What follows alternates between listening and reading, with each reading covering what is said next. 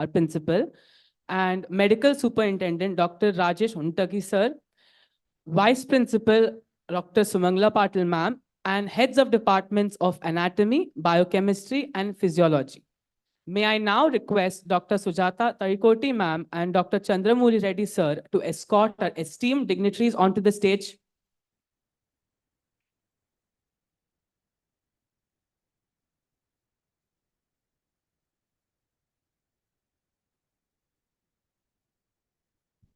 Good morning to esteemed parents and students.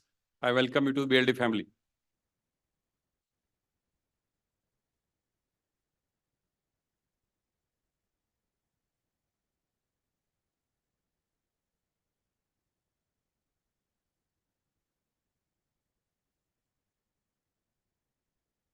Now, I call upon Ms. Ashmita Loni and Ms. Shreya Patil to enchant us with their melodious voice through the invocation song.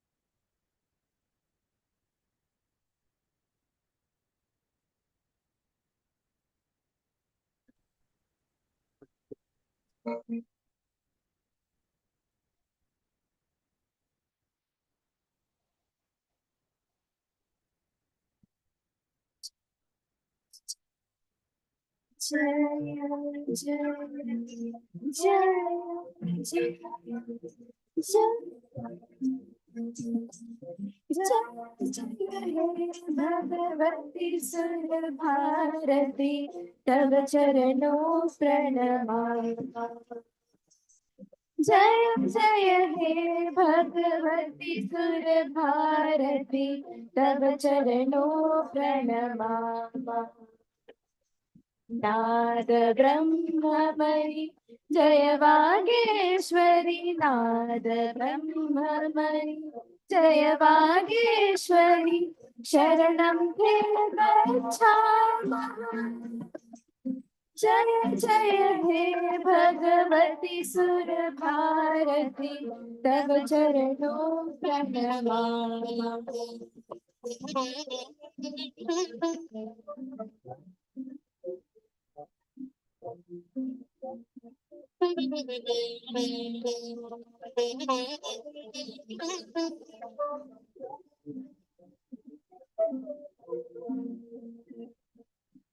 भवति शरण्या त्रिभुवन धन्या सुरमुनि वन्दित चरणा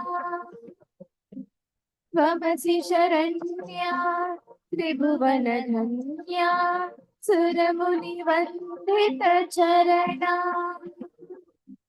नवरस मधुरा कविता मुखरा नवरस मधुरा कविता मुखरा जय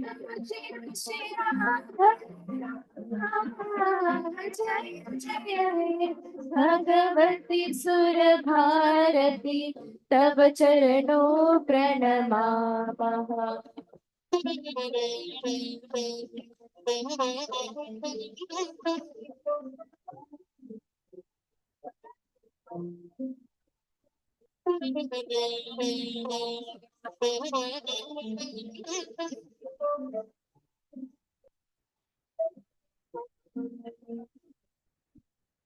Thank you. Thank you. Thank you. Thank you, Ms. Ashmita and Ms. Shreya, for setting the tone for this occasion. Before we move further into the program, let us invoke the blessings of the Almighty through lamp lighting and Ma Saraswati Puja, as it symbolizes the knowledge and wisdom.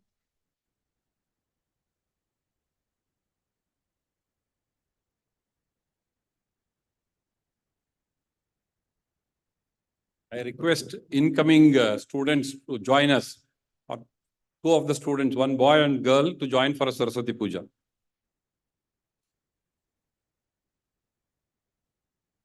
महाभद्रा Mahamaya वरप्रदा आरोग्यं धनसम्पदा शुभं कुरुत्वं कल्याणम् आरोग्यं धनसम्पदम् शत्रुबुद्धिविनाशाय दीपज्योतिर्नमोऽस्तुते दीपज्योतिर्नमोऽस्तुते दीपज्योतिर्परब्रह्म दीपज्योतिर्जनम् दीपज्योतिर्परब्रह्म दीपज्योतिर्जनम् दीपोऽस्तु मे पापं सन्ध्यादीपनमोऽस्तुते ओ दीपब्रह्मरूपस्त्वं ज्योतिषां प्रभुराव्यं ओ दीपब्रह्मरूपस्त्वं ज्योतिषां प्रभुराव्यं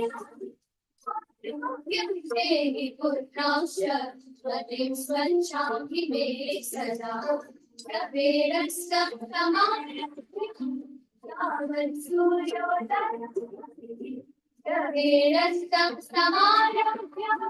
यावत् सूर्योदयः यस्मिन् दीपः तस्य नास्ति दरिद्रता शुभं कुरुत्वं कल्याणम् आरोग्यं धनसम्पदम् शुभं कुरुत्वं कल्याणम् आरोग्यं धनसम्पदम् शत्रुबुद्धिविनाशाय दीपज्योतिर्नमोऽस्तुते दीपज्योतिर्नमोऽस्तुते शुभं कुरुत्वं कल्याणम् आरोग्यं धनसम्पदम् शुभं कुरुत्वं कल्याणम् आरोग्यं धनसम्पदम्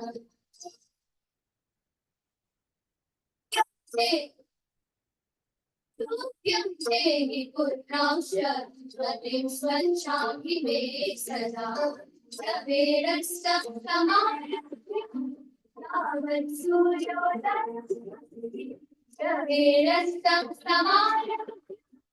यावत् सूर्योदयः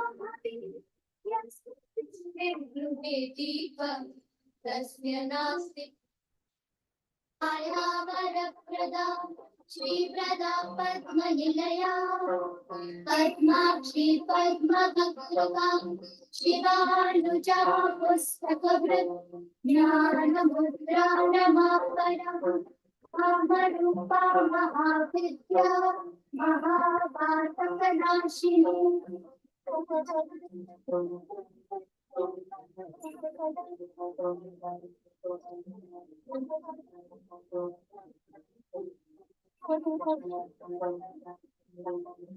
महाशया महानीचा महाभोगा महाभुजा महाभागा महोत्साहा विद्यासुरवन्दिता महाकाली महापाशा महाभारा महांकुशा पिता चतिमला विश्वा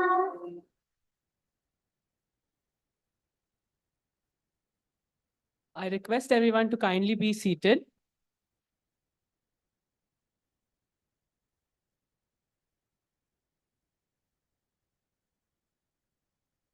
Now, to officiate this occasion, let us call upon our very own respected Vice Principal, Dr. Sumangla Patil ma'am, for the inaugural address.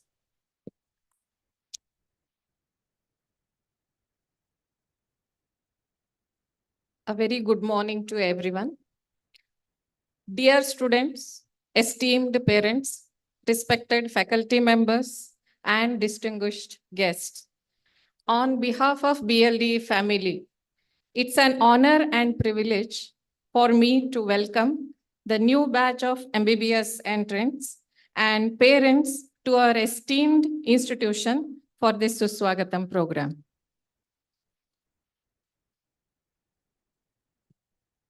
I extend a warm welcome to today's chief guest, Dr. G.V. Rao, Director of Asian Institute of Gastroenterology Hospitals, Hyderabad, who will be joining us virtually. I heartily welcome to the principal, Dr. Arvind Patil, sir, who will be presiding over this program, Welcome, sir. I welcome Medical Superintendent, Professor of Medicine, Dr. Rajesh Honnutke, sir, who is guest of honor for this program.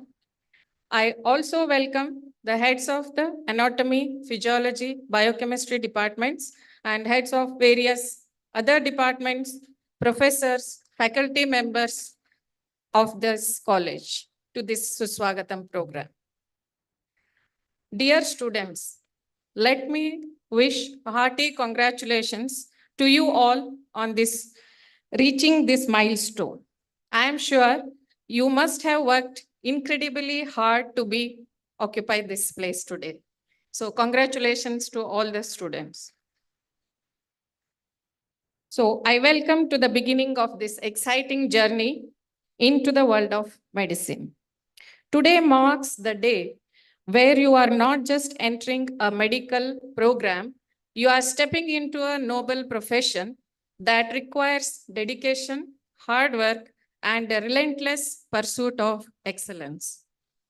As you enter this esteemed program, remember that you are joining a tradition that has shaped the every fabric of the society. BLDE University works with a vision to make you a leader in providing a quality medical education in healthcare and multidisciplinary research, the outcome of which can impact the health and quality of life of the people in this region. Medicine is not just a profession, it's a commitment to compassion, resilience, and lifelong learning. You will be encountering many challenges during this journey, but it is in these moments of adversity that you will find your greatest strengths also. Throughout your years in the campus, you will study the intricacies of human body, understand the complexities of the diseases, and learn the art of healing. Apart from this, in our medical college, we also make you expert in the global concepts of education in the healthcare sector. Our college, being the center of excellence in research, we also give thrust on multidisciplinary and translational research during the course, so that you should not just become a skilled practitioner, but also a good researcher. As you step into this new chapter, keep in mind the responsibility comes with the title of doctor. You have to hold the trust of the patient and bear the weight of their fears and hopes also.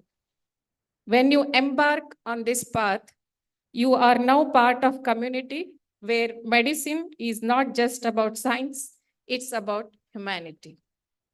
Let us approach this journey together with humility and a desire to learn not just from textbooks, but from every patient interactions you come across. The road ahead will be definitely demanding, but it will also be filled with moments of joy and profound impact under the able guidance of our faculty. We BLD family are excited to see you grow high and contribute to the world of medicine. Once again, I congratulate you all, students, for your remarkable achievement and welcome to the exciting journey of becoming doctor.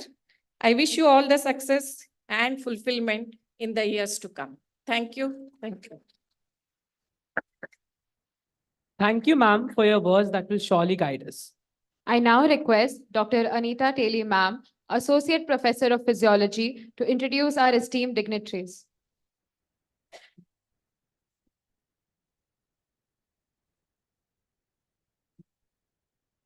Very good morning to dear parents, students and faculty members.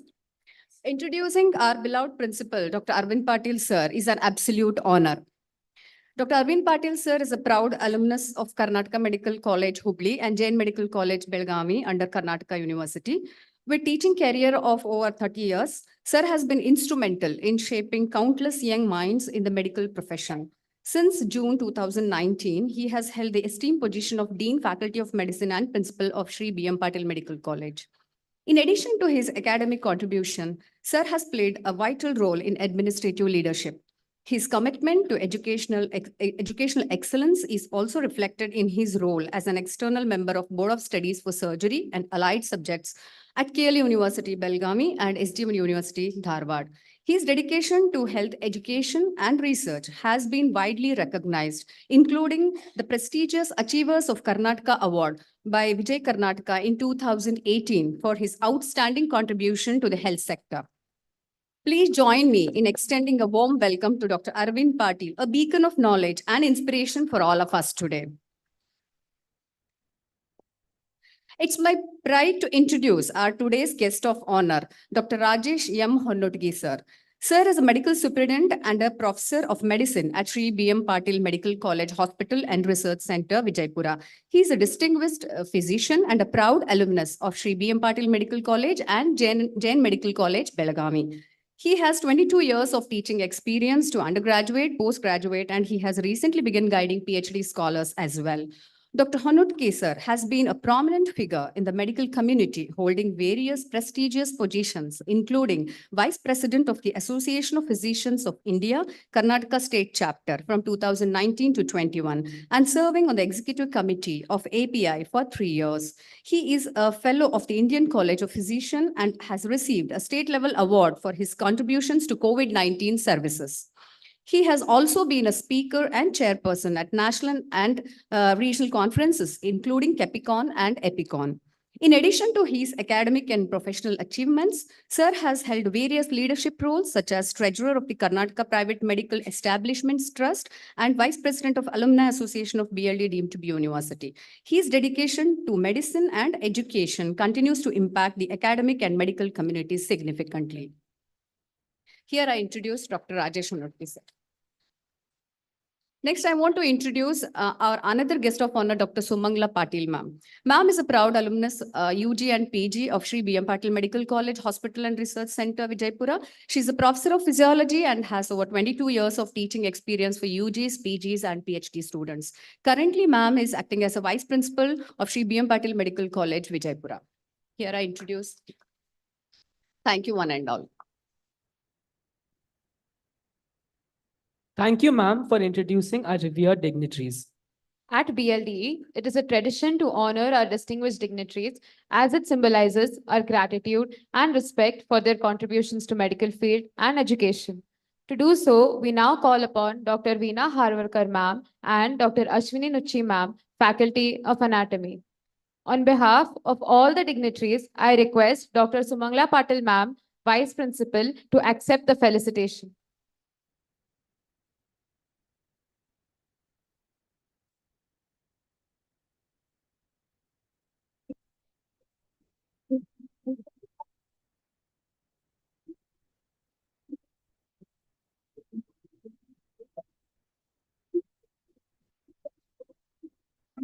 Thank you, ma'am.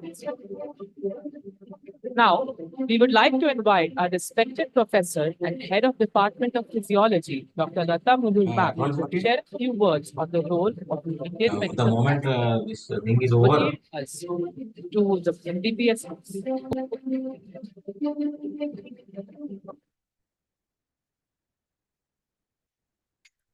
Very good morning to all gathered here, respected dignitaries on the dais and off the dais, dear parents and new entrants. I take this opportunity to once again congratulate all the students who have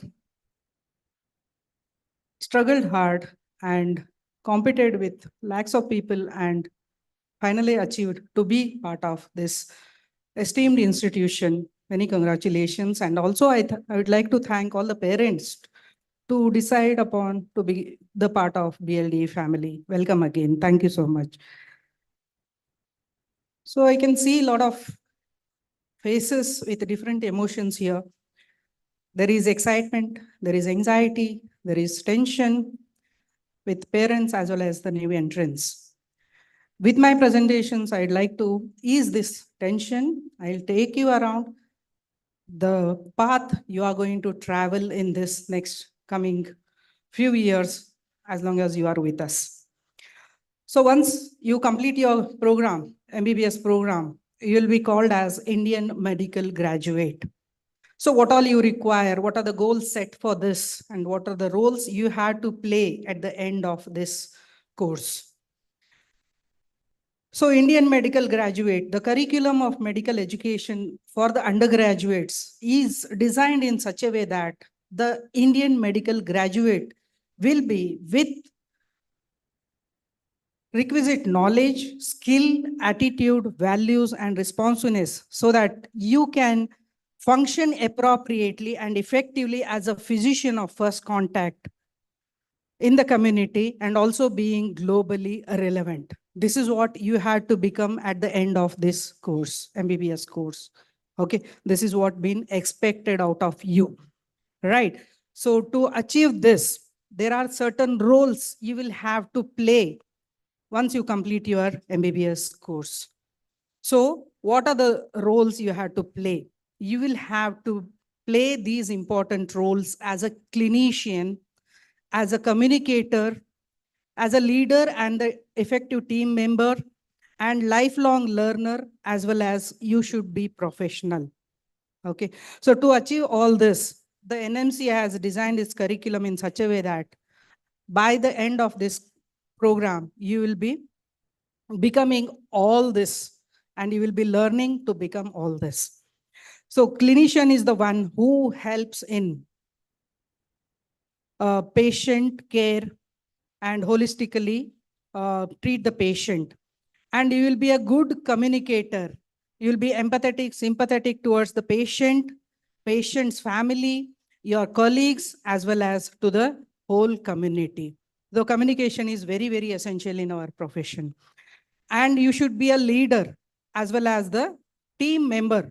You should be leading in the health system. And you should take along your team members, motivate your team members when you are working as a team leader, as well as some situations you will have to work as a team members also. So it is not an individual, it is a teamwork wherein you will have supportive system. You have to take them along and be a leader. Then learning never stops. So you should be a lifelong learner. Every day you will get a new learning. Apart from your classrooms, your books, your teacher, whatever they teach, every patient will teach you new things. So you should be ready to learn new things, and it is lifelong learning. And you should be very much professional in your attitude, and you should follow the professional integrity and follow the ethics, and you should be very much integrated with all the professional ethics all the time. So how your program runs? Okay, so broadly, I'll just brief you how your program runs.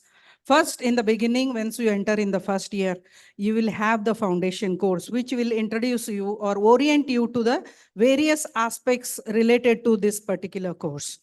And then there will be a curriculum which is vertically and horizontally integrated. That means common topics are taught right from its anatomy, physiology, biochemistry, and disease process and treatment aspect will be taught by various experts of different subjects.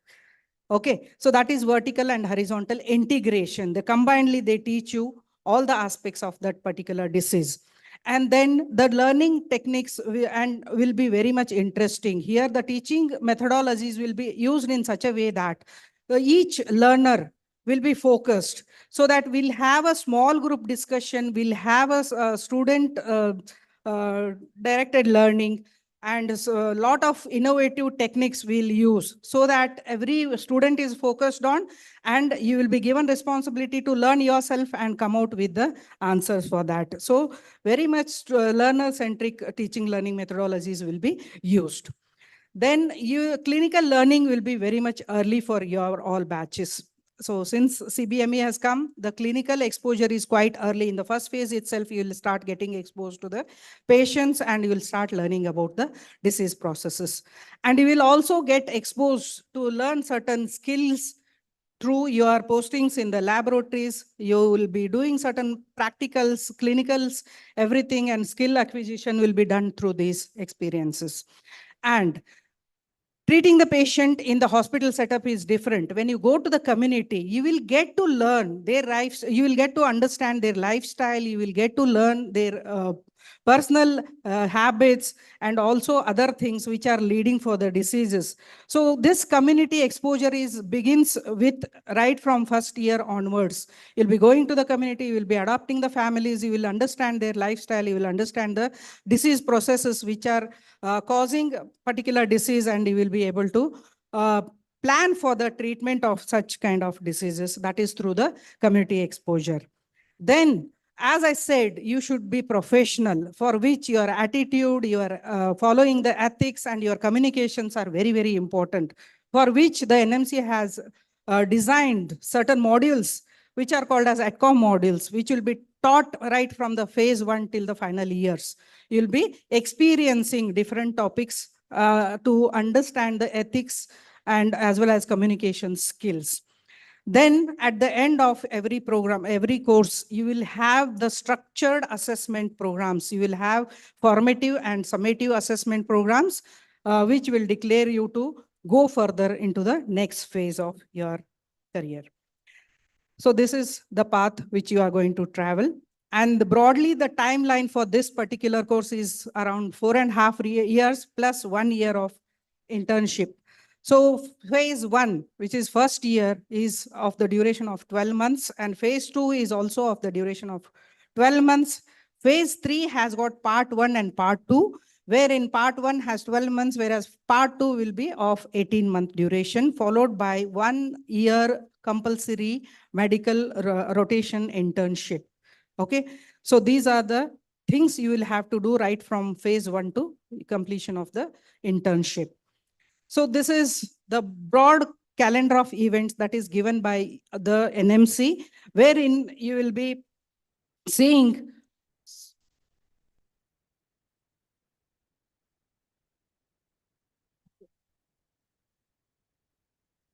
so right from your admission here in the October month till you complete your internship, all the details are given.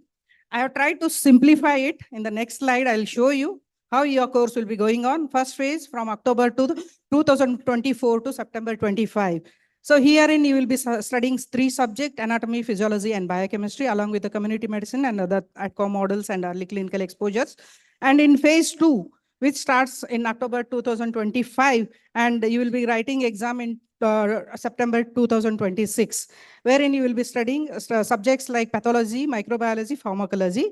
Here also you will have community medicine teaching plus forensic medicine teaching, but the exam for those 2 subjects will be given in the 3rd year, part 1. Okay, completion of part 1.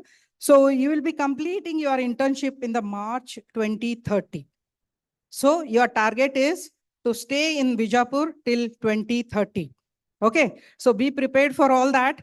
And your marks distribution, your requirement of attendance for all these programs is around 75%, minimum of 75% for theory and minimum of 80% in practicals or clinicals. Okay, in first year, second year, you will be having practicals. In 3rd year onwards, when you go second phase onwards, you will have the clinicals. For all the subjects, you will have to have 75% theory and 80% minimum for the practicals and clinicals. This is compulsory.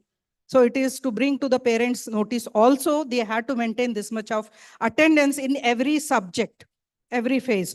Then only they will be eligible to go for the next phase, and they will be eligible for giving the exam of that particular subject. Otherwise, the students will be detained in that particular exam. So this is very important to note down. So marks distribution for various subjects. Right from phase 1, majority of the subjects have 2 papers, each of 100 marks, carrying 100 marks, and practicals will be 100 marks. Each subject will be 200 marks and practical will be 100 marks. Except for the forensic medicine, ophthalmology, and ENT, you will have 100 marks theory paper and 100 marks practicals. So in final year also, you will have 200 marks for general medicine, general surgery, and obstetric and gynecology. For pediatrics, you will have 100 marks, and all the practicals will be for 200, whereas pediatrics will be for 100 marks. This is a just general guidelines I want to give you. As the time progresses, you will understand it better. Then passing criteria. So if you want to appear for the exam, there will be three internal examinations and one final exam, university exam. To become eligible for this final university exam, you will have to score the aggregate of these three exams, internal exams, should be minimum of 50%. It includes both practical and theory together. It should be minimum of 50%. In individual papers, you have to pass with a 40% of marks. Then only you will become eligible to appear for the final exams. In final university exams also, there is mandatory scoring for 40% marks separately in theory and practicals, and both together total of 50% you should secure in the university exam. Then you will be declared as pass, and you will be announced to progress to further phase. Okay, these are the some important aspects. Apart from this, these internal whatever examinations are there, therein lot of things will be added to the internal marks, which includes your logbook writing, your record book writing or journal writing, which carry the weightage of 20% of your internal marks. Those are mandatory to write and get certified, and you have to present it to the heads of department. Then only you will become eligible to write the particular subject examination. And apart from this, in our university, we have a facility for top scorers. Top scorers in the sense, in academics, whoever scores high percentage, along with their other extracurricular and co-curricular activities, we declare the best outgoing student during our convocation. When you complete your course and you will be going out, two best, one boy and one girl will be selected, toppers, along with their percentage of all the phases, plus their achievements in research and other activities. Together, we'll calculate and we announce the best outgoing boy and girl. That will be, those students will be felicitated during our convocation when you take your degree. So this is to keep in your mind for the parents to motivate your students, your parents, your children, so that they study hard and they regularly attend the classes, maintain their attendance and pass percentage high. So for this purpose, I am telling this in beginning itself, so that you can prepare your child towards achieving the best outgoing student of boy and girl. Okay, so this has made me clear the course you have to go through in next 5.5 years. And I wish all the best to all of you. Thank you very much. Thank you, ma'am, for your insightful remarks and orienting us to the course. Let us now invite our esteemed head of departments from anatomy, physiology, and biochemistry to introduce the faculty members who will be playing a crucial role in your journey here at BLDE.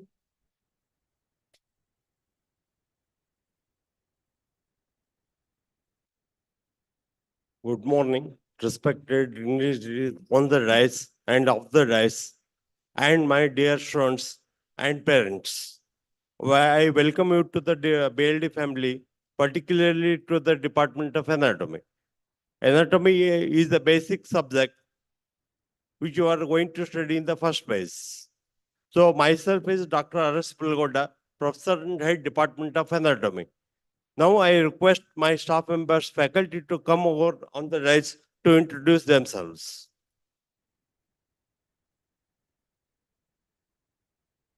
Good morning, one and all. I am Dr. Sandhya Yathiri, Professor from Department of Anatomy. I would like to congratulate and welcome all the young aspirants who have chosen to be part of BLD family. And also I would like to welcome all the parents who have supported your children. Good morning. Thank you.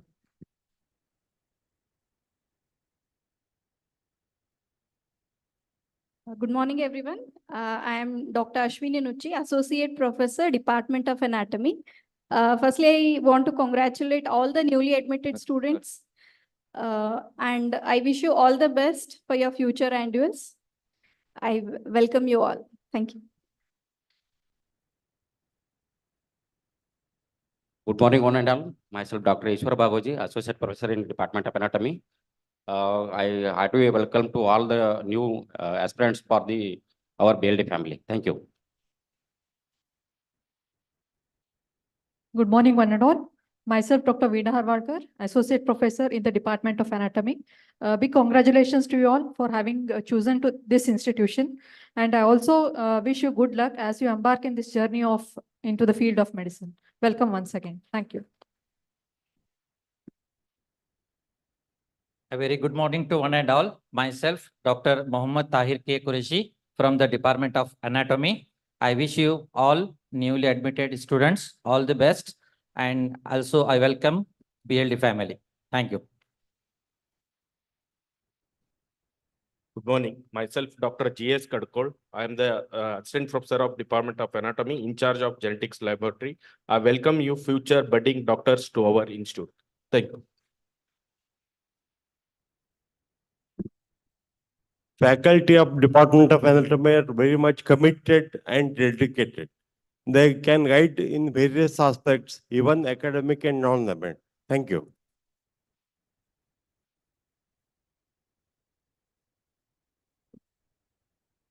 Very good morning once again. I am heading the Department of Physiology. So myself, Dr. Lata Mulur, Head of the Department of Physiology. So my strength, I would like to say, Department of Physiology has very dynamic and dedicated and passionate teachers. They are the strength of the department. And apart from being academically good, majority of our teachers are MD PhDs, which talks about academic excellence as well as rich research culture.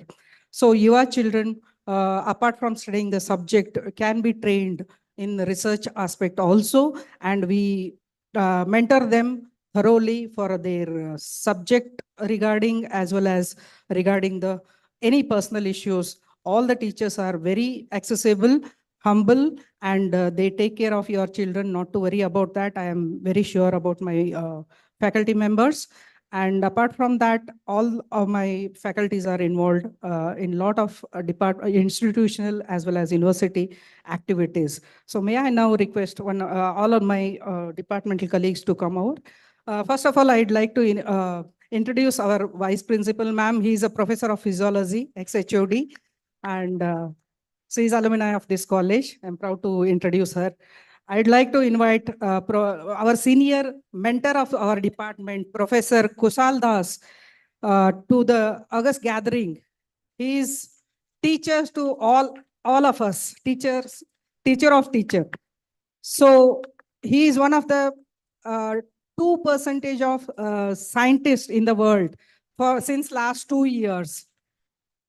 His motivation makes us conduct a lot of research in the department. He has established the laboratory in the department, and he continuously guides all of us and all the PhD holders. Thank you, sir, for being with us.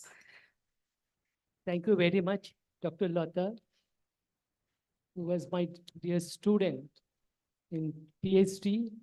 First of all, I congratulate all the students who have newly joined and their parents, and the proud parents, obviously, to join in to make their children in this institution. I can assure all the parents that you are in the right place with the right mentors. Here, the teaching is a mentorship based. So each of your students will be a good doctor, and first of all, they'll be a good human being. That's what we take all of the students. Thank you very much, and wish you all the best in future. Thank you. So I request our other faculty members to come over the dais and introduce themselves. Good morning, everybody. I am Dr. Shri Bagli, Associate Professor, Department of Physiology. Hearty congratulations to all the students and the proud parents. I would like to mention on this occasion that the Department of Physiology has state-of-art vascular laboratory, and we have received extramural funds from various government agencies to the tune of more than 1 crore. So those students who are really interested in research can start your journey along with this your medical profession. Thank you. Good morning, all. I'm Dr. Anita Teli, Associate Professor in the Department of Physiology.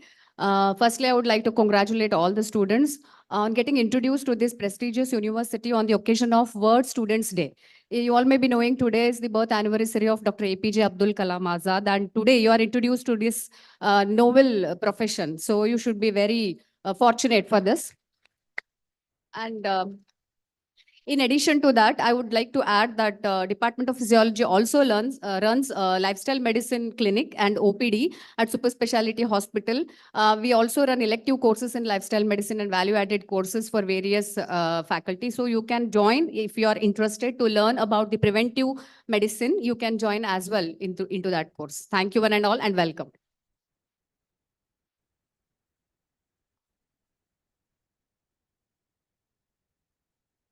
Good morning. Welcome to all. Congratulations. Welcome to BLDE family. Myself, Dr. Sujata Talikoti. I'm very lucky. I'm an alumni of this college. I finished my UG and PG from this college and as a working assistant professor in Department of Physiology. So as Madam has said, we're all there for you and nothing to worry. Our sir is their principal sir who taught us, and still sir take care of us very well. You are very lucky. You are in BLD camp, BLD this one family. You joined here. Welcome to all. Thank you.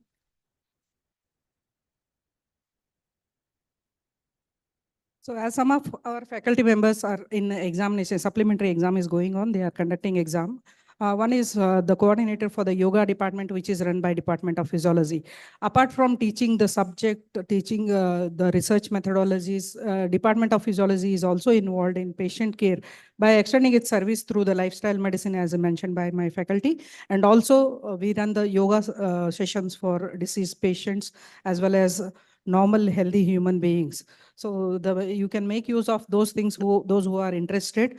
So with this, I once again congratulate all the students and welcome to the BLD family. Thank you so much.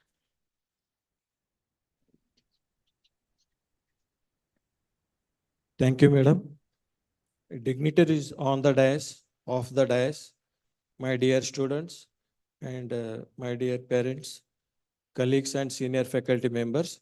It is my privilege to introduce the Department of Biochemistry to the August gathering. Myself, Dr. Basaraj Devarnagi, Professor and Head Department of Biochemistry. Now I welcome our staff members to introduce themselves.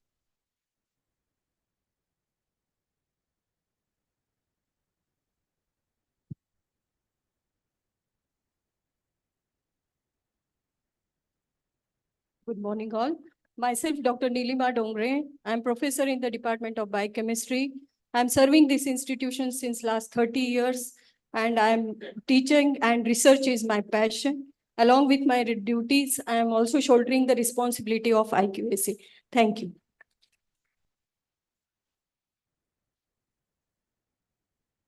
Good morning, budding doctors and proud parents. Myself, Dr. Indira Hundekari, professor in Department of Biochemistry, working as a teacher since 20 years. Along with that, I'm holding a post as an assistant warden for the ladies hostel. So as I'm a warden, I assure all the parents that your kids are in safe hands.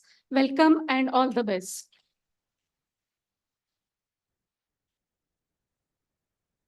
Good morning, everyone. At the outset, congratulations to the budding doctors and the proud parents. Myself, Dr. Deepa Sajjanar, Associate Professor, Department of Biochemistry.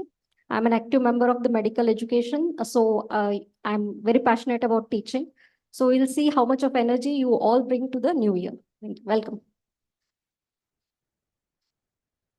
Good afternoon, everyone. Myself, Dr. Nandini Takalki, working as Associate Professor in the Department of Biochemistry. Congratulations to all the proud parents and the students. Wish you all the best. I'm sure you will have the best time of your life in BLD college. Thank you.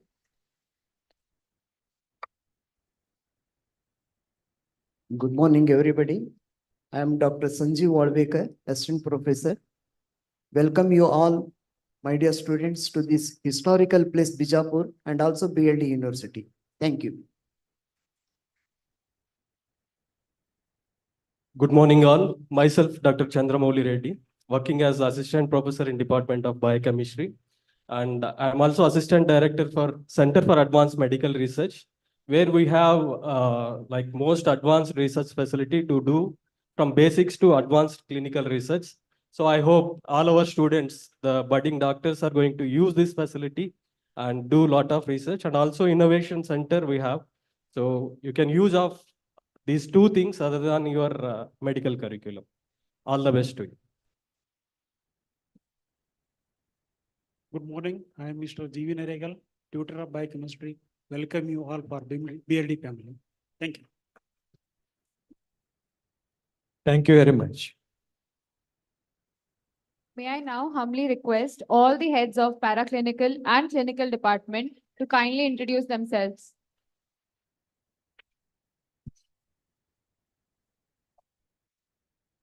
Good morning, everybody. And hearty congratulations to budding doctors. And I welcome you all for today's Suswagatham program. I'm Dr. Sureka Hippari, head of the Department of Pathology.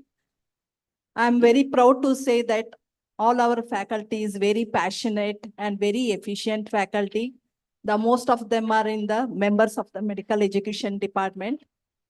Best researchers, including me, most of us are doing PhD, and they are very good pathologists, and we have got a well-equipped or advancedly equipped all the instruments, and we are also into cancer diagnosis.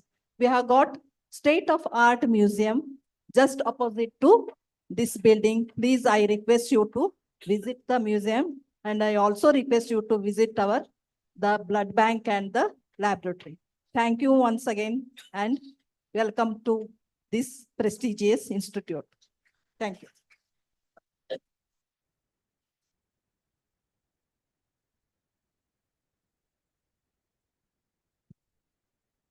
Good morning. I'm Dr. Akram Nayakwadi, Professor and Head Department of Pharmacology. I congratulate the proud parents and the students for choosing this wonderful institute. I assure you, you are in a good, safe and wonderful hands. This institute has a very bright future. Congratulations once again. Good morning, everybody. I am Dr. Sanjeev Bentu, Professor and HOD of Medicine. So we'll train the students to be successful doctors and practitioners very competitively in their life. And also we train the students to compete for the specialization, super specialization and specialization exams. Welcome you all. I am Dr. Uday Kumar Nuchi, Professor and Head Department of Forensic Medicine, and I am the Chief Warden of all the hostels. Thank you. And I want to congratulate all the children and the proud parents. Thank you. Thank you for the, and welcome you for the BLD family. Thank you.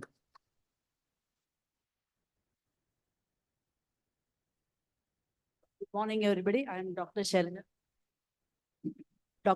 Bidri, Professor and Head of the Obstetrics and Gynecology. I welcome you all. Once again, I congratulate all students and proud parents.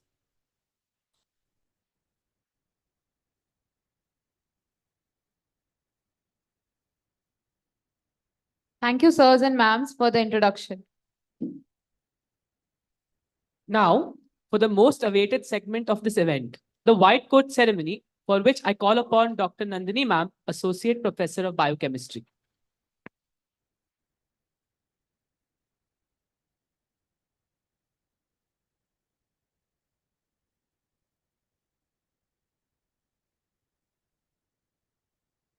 Good afternoon once again, everyone. So the white coat ceremony, before that, a small introduction about it. The white coat, it's a symbol of purity. It's a symbol of trust and the respect between the patient and the doctors. It embodies the principles of empathy, commitment to service, and an unwavering dedication to lifelong learning. The white coat ceremony, holds a special significance in our profession because it's just not a tradition. It's a profound symbol of trust that society places in us and in you as the future doctors. It represents a commitment to the professionalism, compassionate care, and an ethical responsibilities of being a doctor or a healthcare provider. So the white coat ceremony, it's a rite of passage for the medical students, and it is held at the beginning of your course, professional course, and it involves a formal coating of the students with the white coat ceremony.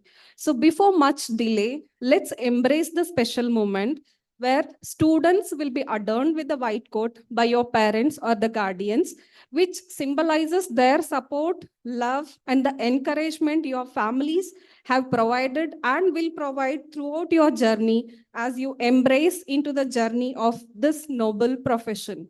So I now request all the parents and the students to stand up wherever you are sitting and adorn the white coat to your child and embrace the special moment.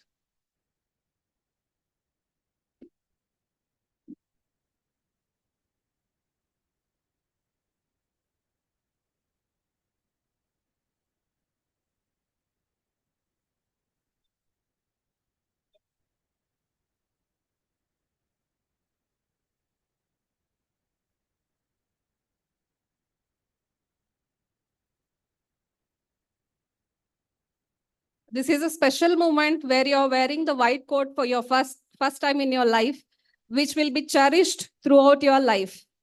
Embrace the moment and cherish the moment.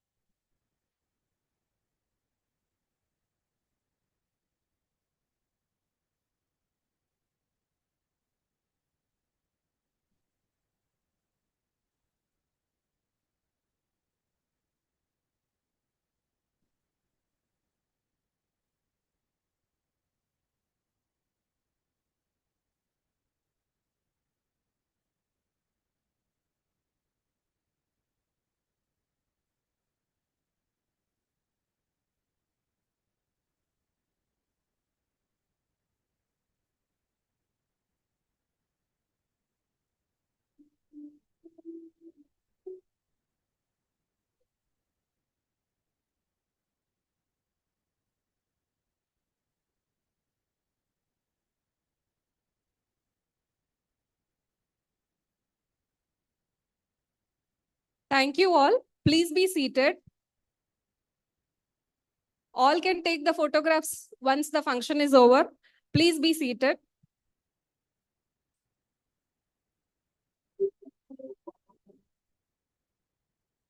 All the parents and the students, please take your seats.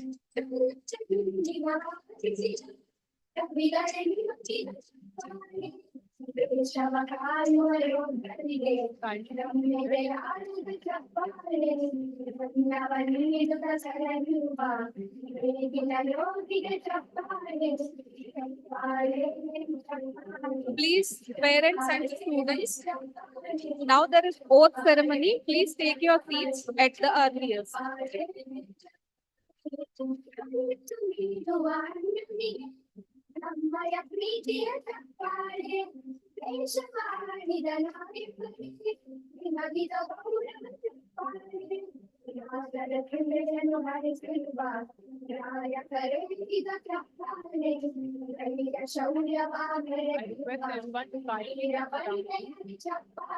Kindly please be seated.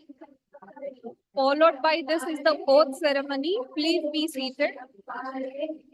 Photographs can be taken later. Please be seated. Once again, congratulations to all the students and officially welcome to this noble profession of service. Welcome to BLDE family.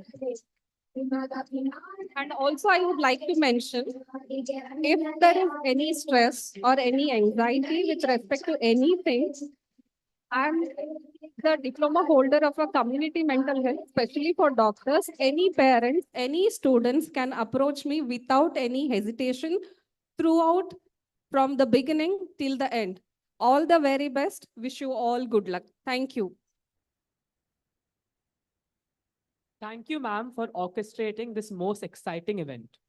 As we continue with this auspicious program, we arrive at one of the most revered moments, the recitation of the Charaka oath.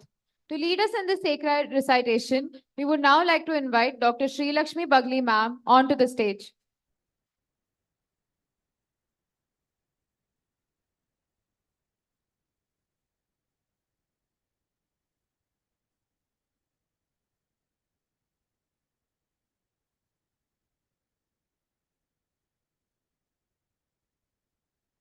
This is a very revered and sacred moment of the occasion, on this occasion.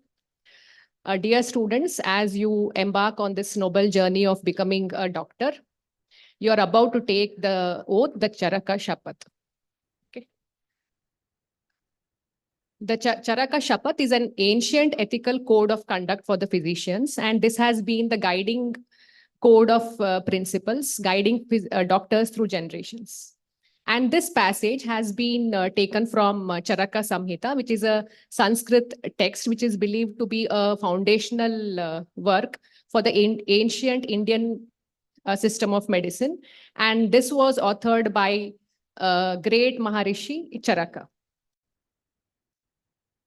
Maharishi Charaka was born in 300 BC, and because of his contribution to the science and art of Ayurveda and the ancient system of medicine, he has been crowned as the father of Indian medicine.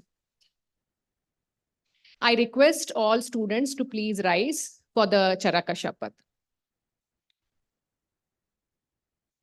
All of you put your right hand forward and follow me as I recite the Charaka Shapath. All of you, please put your right hand forward.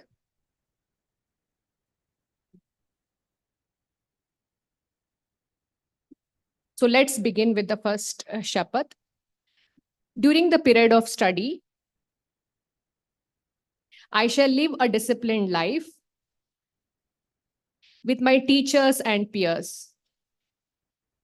My action shall be guarded, service-oriented, and free from indiscipline and envy. In my dealings, I shall be patient, obedient, humble, constantly contemplative, and calm. I shall aim my full efforts and ability towards the desired goal of my profession.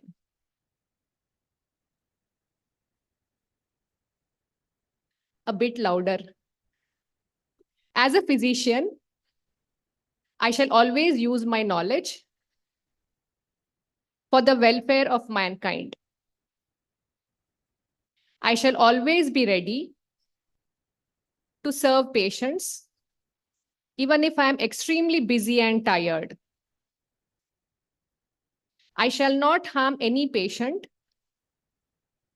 for the sake of monetary or selfish gains, nor shall I entertain a desire for lust, greed, or wealth.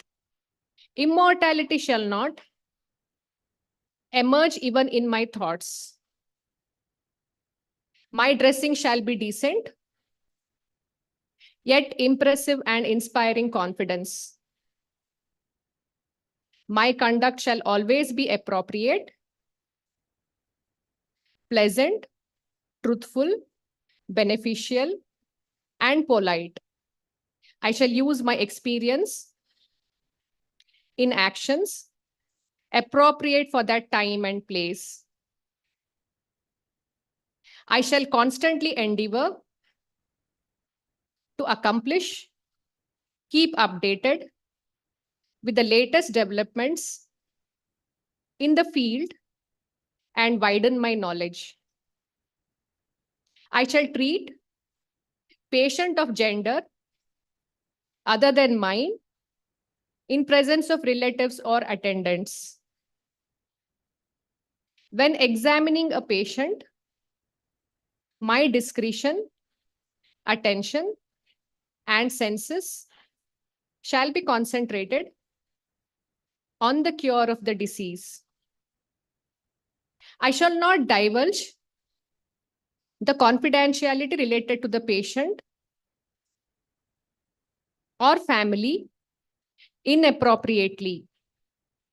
Although an authority in my subject, I shall not display my knowledge and skill with arrogance. I hope that you all will follow each and every word you have recited today as part of Charaka Shapath throughout your life. Thank you. Thank you, ma'am, for this profound and timeless commitment. And now we move on to one of the most motivating parts of today's event, the felicitation of our toppers of first phase of 2023 batch. It surely is a moment of immense pride as we recognize their hard work, dedication, and their outstanding achievements. To honor their remarkable accomplishments, we would like to invite our beloved Principal Sir to felicitate our toppers. We kindly request our toppers to come forward as their names are announced. Let's give them a huge round of applause. First position is secured by Ms. Anno Christy Shilla at a total percentage of 75.89.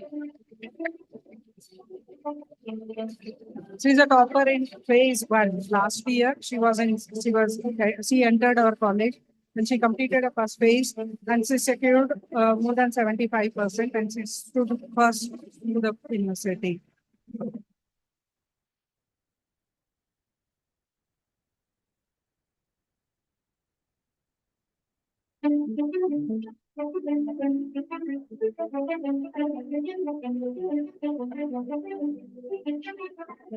Second position is secured by Ms. Shri at a total percentage of 74.78.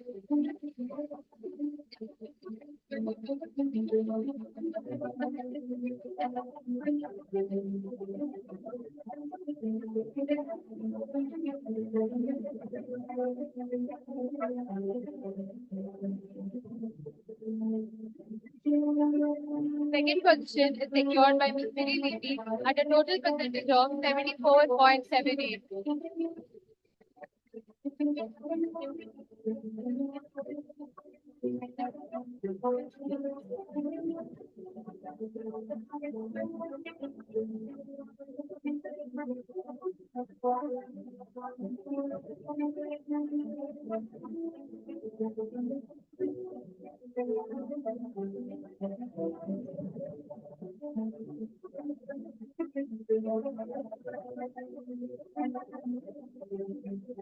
We would now like to share a few words and their journey and what the movement means to them.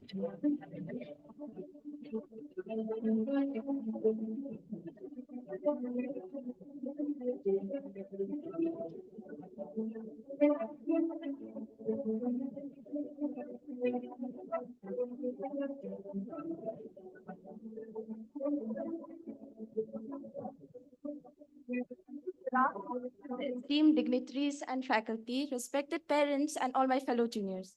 My name is Anno Christy Shilla, and I am from 2023 batch, and I stand before you all today to share about my experiences in my first year of MBBS course. First of all, congratulations.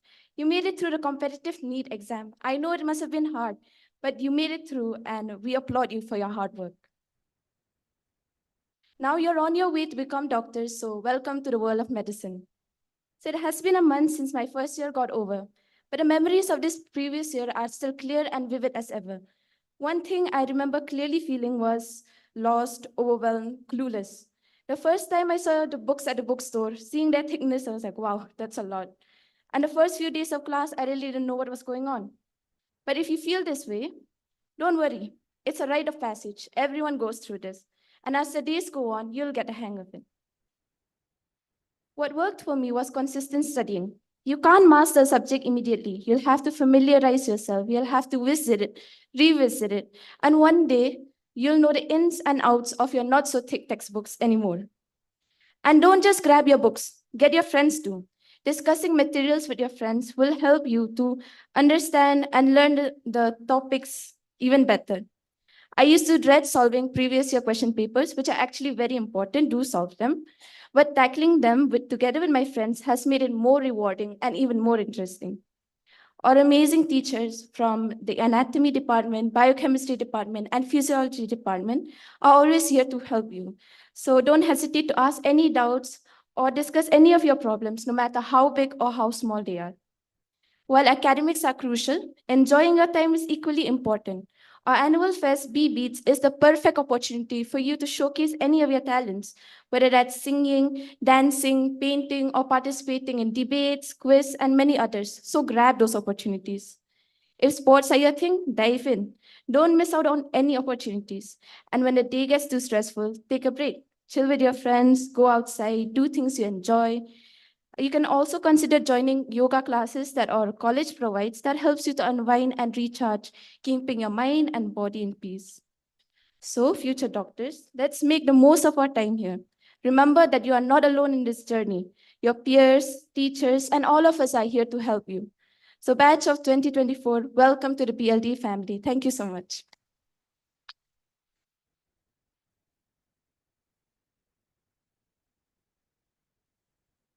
A very good afternoon to all the dignitaries on the dais, dear parents, and my dear professors.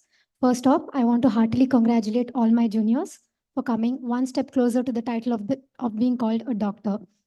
I am Siriviti from the 2023 batch, and this 1 year has been wonderful, filled with extreme emotions completely. It was filled with excitement, uncertainty, and sheer panic. But don't worry, you will figure it out. Just take it one day at a time. Just here to say some few words. Persistence is key. Seriously, it's not just a motivational poster. It'll help you. By attending lectures regularly, you will find it easier than cramming the textbooks last day of the exam. Healthy competitiveness between your peers is going to help you to maintain that enthusiasm and remember the concepts much more faster than just reading your textbooks.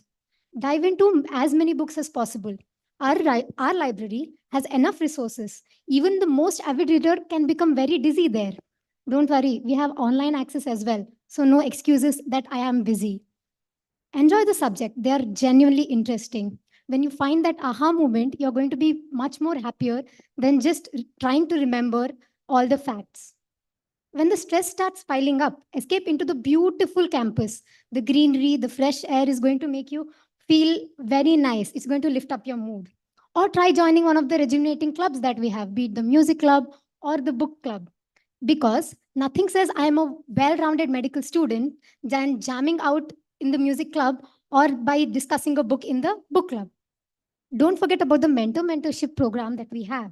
It's a golden opportunity to discuss with your teachers. This also provides us research opportunity in the college, be it the ICMR STS research scholarship or our BLD's own STS project. It definitely helps us to think outside the box. Our teachers are eager to listen to our ideas and encourage us to take part in them. Every ending makes a new beginning. So I'm going to put an end to my talk, allowing you to start your new beginning. Thank you. Have a good day. Thank you. Your success stories will surely help in being a true motivation for all the students present here. Now, may I request our dignitaries to pick 3 lucky new students to present books to them. Yes. We request any parents to pick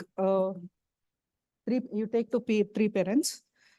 This is not just to motivate our passed out student. We want to encourage our new entrants also by presenting them to some new books. You can just pick each one of you. You take to 3 parents. Randomly, we have chits of all the students. Their roll numbers are written in that. Can we have the book? Sir, read out the number.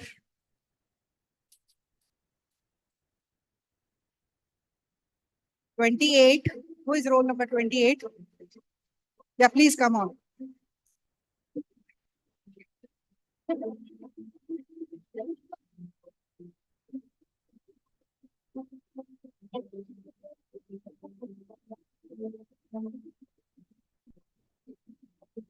(162). Who is 162? Please come on to the dais. 162. You know your number? 162. Then pick another number.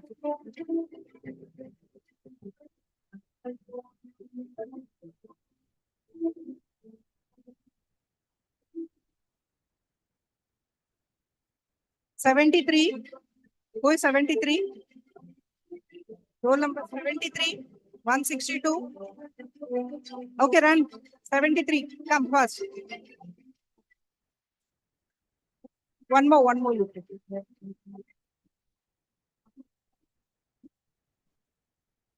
Yes, come this way. 81. Who is 81? Run.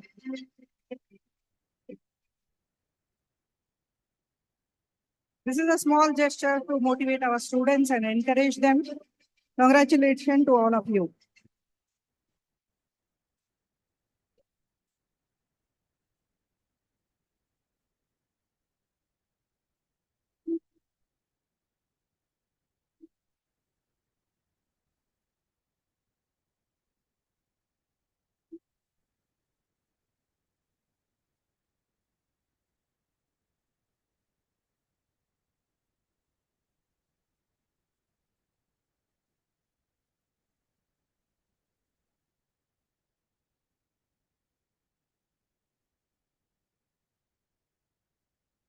Ladies and gentlemen, we are honored to introduce the highlight of our program, the address by our esteemed chief guest. Our chief guest today is someone who has made a remarkable contribution in their field and is a true inspiration for all of us. It is a privilege to have Sir online with us today to share their thoughts and insights. I now request Dr. Anita Taylor ma'am to introduce our chief guest. Please join us in welcoming Dr. G.V. Rao, a distinguished leader in the field of medicine, to address the gathering. It gives me immense pleasure to introduce our esteemed chief guest, Dr. G.V. Rao. Sir is the director of AIG Hospitals and the Asian Institute of Gastroenterology, Hyderabad, India, where he leads the Department of Surgical Gastroenterology, GI Oncology, Minimal Invasive Surgery, Robotic Surgery, and Transplantation Services. A highly acclaimed surgeon, Dr. Rao has received the prestigious Dr. B.C. Roy Award, the highest medical honor in India, for his contribution to medical excellence. His recognition in the field commands our respect and appreciation for his significant contributions. With extensive expertise in his field, Dr. Rao currently serves as the president of Indian Association of Surgical Gastroenterology. His leadership extends internationally as the past president of the International Hepatopancreatobiliary Association and a board member of numerous prestigious organizations, including the Asia Pacific Endoscopy Task Force, Asia Pacific Endolab Surgery Group, and the International Society for Fluorescence-Guided Surgery Asia Pacific chapter. His leadership roles reassure us of his vast expertise and the confidence he inspires in the field. Dr. Rao's unwavering commitment to surgical innovation, patient care, and medical education has earned him recognition and inspired many in the field. Here I present Dr. G.V. Rao before you. Thank you, sir.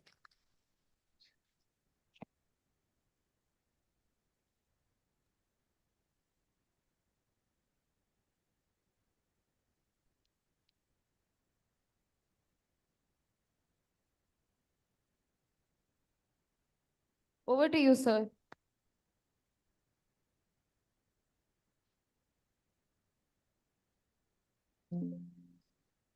Good afternoon, everybody. At the outset, let me thank the entire committee at the BM Medical College Hospital Research Center for the honor bestowed on me. I acknowledge the presence of Dr. Rajesh, the medical superintendent of the hospital, Dr. Sumangala Patil, the vice principal, Dr. Balu Gowda, the professor and head of the Department of Anatomy, Dr. Lata Mullur, and Dr. Devarna Sadi. It gives me an immense pleasure to be with all these fresh batch of students who have joined this prestigious medical college. I had the honor of visiting this medical college some time back, and I feel this is one of the best medical colleges in the world. The way it has groomed the way they brought faculty from across to make sure that the best of the best teachers teach the students makes me immensely proud to tell you that you are with the best teachers for the next 5 years or so. And it all depends on how much of knowledge you can imbibe and take it from these teachers who work very hard to come to this stage.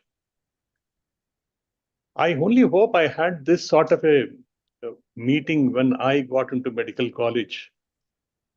My father would have been very, I don't know, I mean, I just cannot say what emotions he would have had going through a function like this. But I can see the parents there who are sitting there, how much of hard work they put in to get their children to this stage to get into medical college. A sincere request to all those students who have joined this to make sure, never forget what all sacrifices your parents have made to get you to this stage. It is not that very easy to get into a medical college and a medical college of this repute. Please never ever forget the contribution, the amount of sacrifices your parents have made to get into this.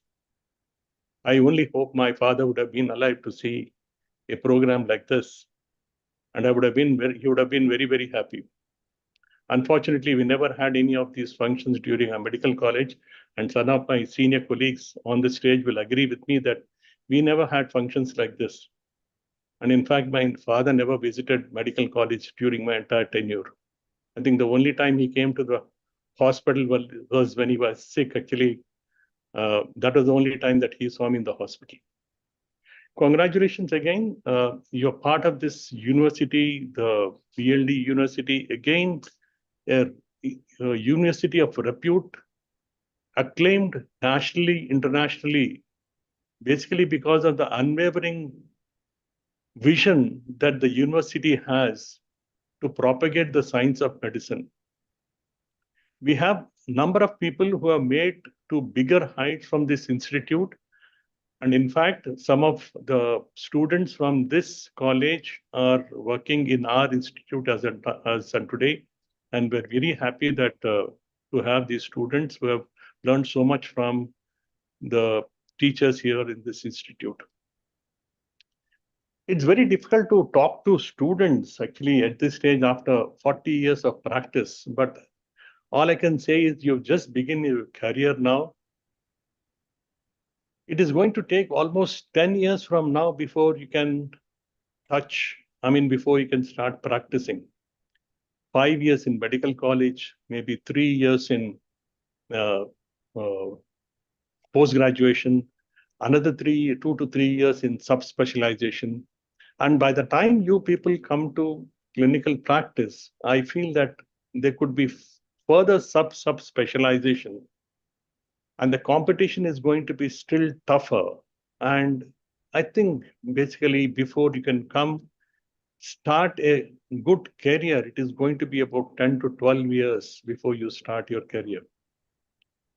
So don't compare yourself with your IT counterparts who will finish their education within the next 3-4 years and start earning. Don't compare yourself with any of other specialties where people start earning at a very early stage and they can stabilize their families. There is a lot of sacrifice that requires both from your side and your families and your would-be families in future to make sure that you become a successful doctor. It is not that very easy. It's going to be a very tough task, 10 to 12 years into all these phases before you can come into clinical practice. I know you people will go across the globe. Some of you would stay in India. Some of you may stay back in the same place where you're working. Some of you would go across the globe to practice across the globe. But one thing, remember, actually, this is your alma mater. Whatever you've learned here are the basics of the thing. And these are the things which are going to make your life, shape your life in future. Never ever forget your alma mater, which is going to teach you the basics of medicine. And this is going to be a foundation. So when I thought I could talk to these students, I never knew what to talk actually. I mean, I should ask Arvind, my close friend actually, who asked me to address the students. It's very emotional for me to address to the students or the parents or the faculty here. I just thought actually, I start with this actually. You must be thinking actually, what have you learned in your +2 course and how it is going to be useful in your medical course? Your physics, whatever you've been taught, turns into biophysics. Your chemistry turns into biochemistry. Your biology turns to human biology.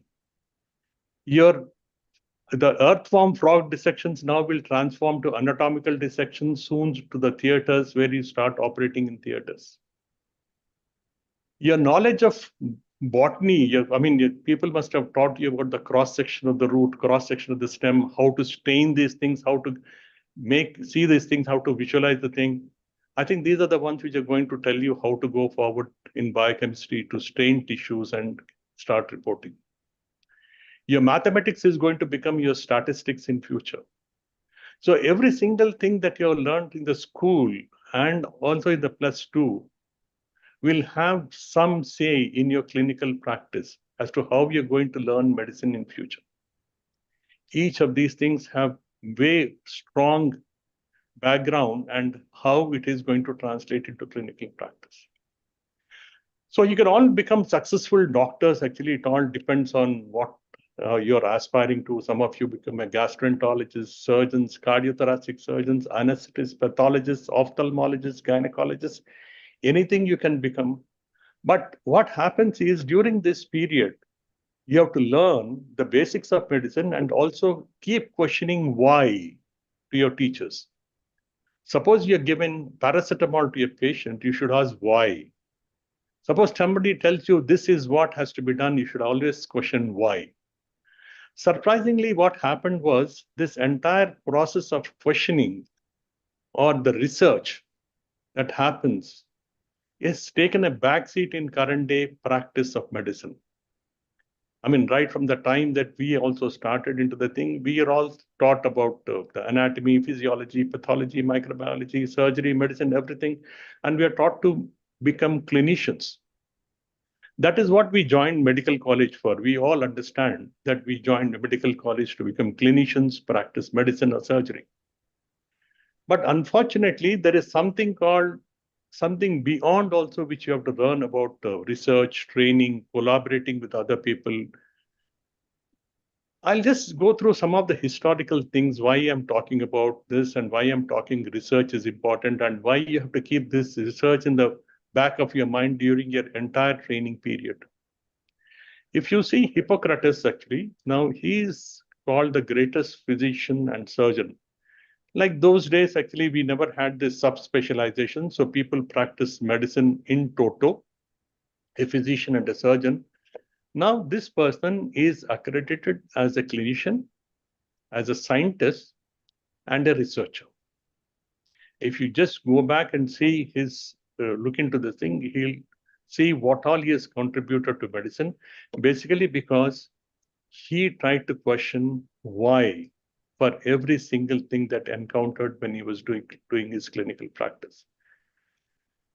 Now, this why question that you're going to pose to your teachers, the why question that you're going to pose to maybe the internet, maybe the chat GPT tomorrow, will give you the answers.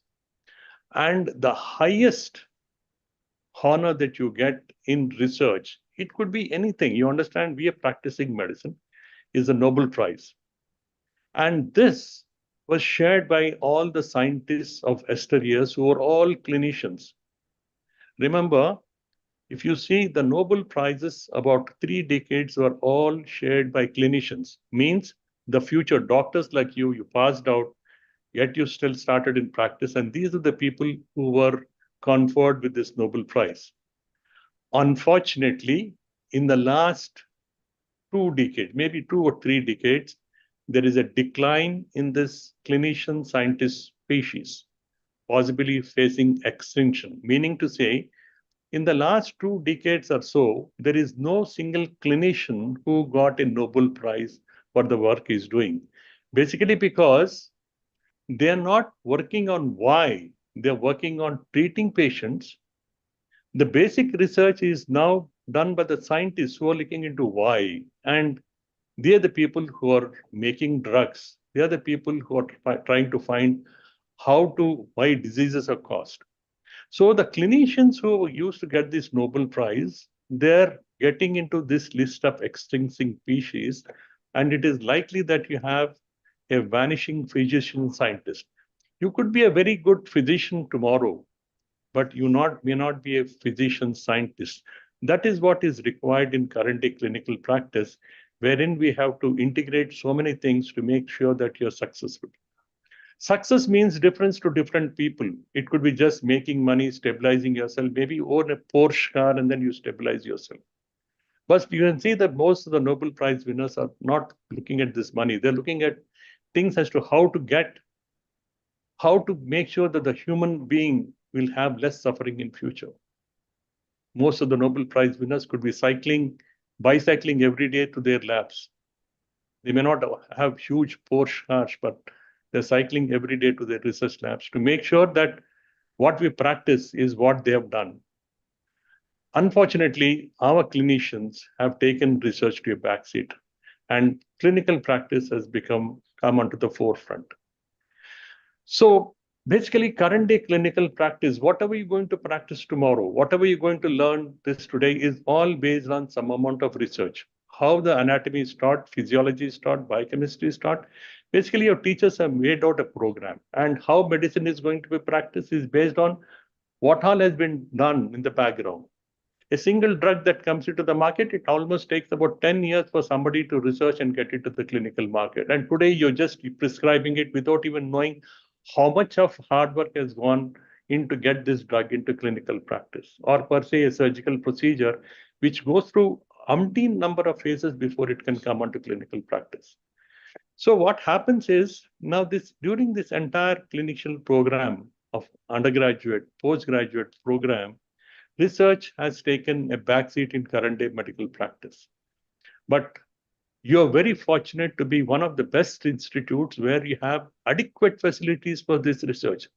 Please, I've lost this during my medical college tenure. You have this access to this research. In this beautiful college of Patil Medical College and Research Center, there's a beautiful research center.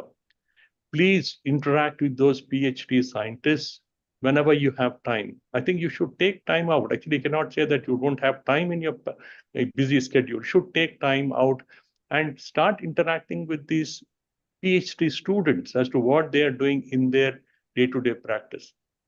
It is this interaction or collaboration with these basic scientists that is going to change the way you look at your patients, change the way you look at your practice.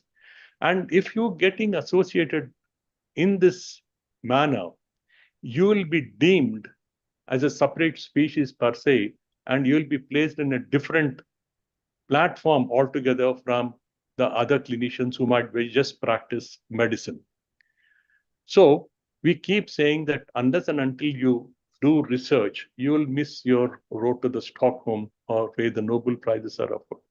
Even this year, when the Nobel Prize is awarded, I mean, you must have seen that it is conferred to a person who has detected microRNA, in the sense like he is conferred to a person who is detected, which is going to pave way to a lot of diseases, how it can be treated.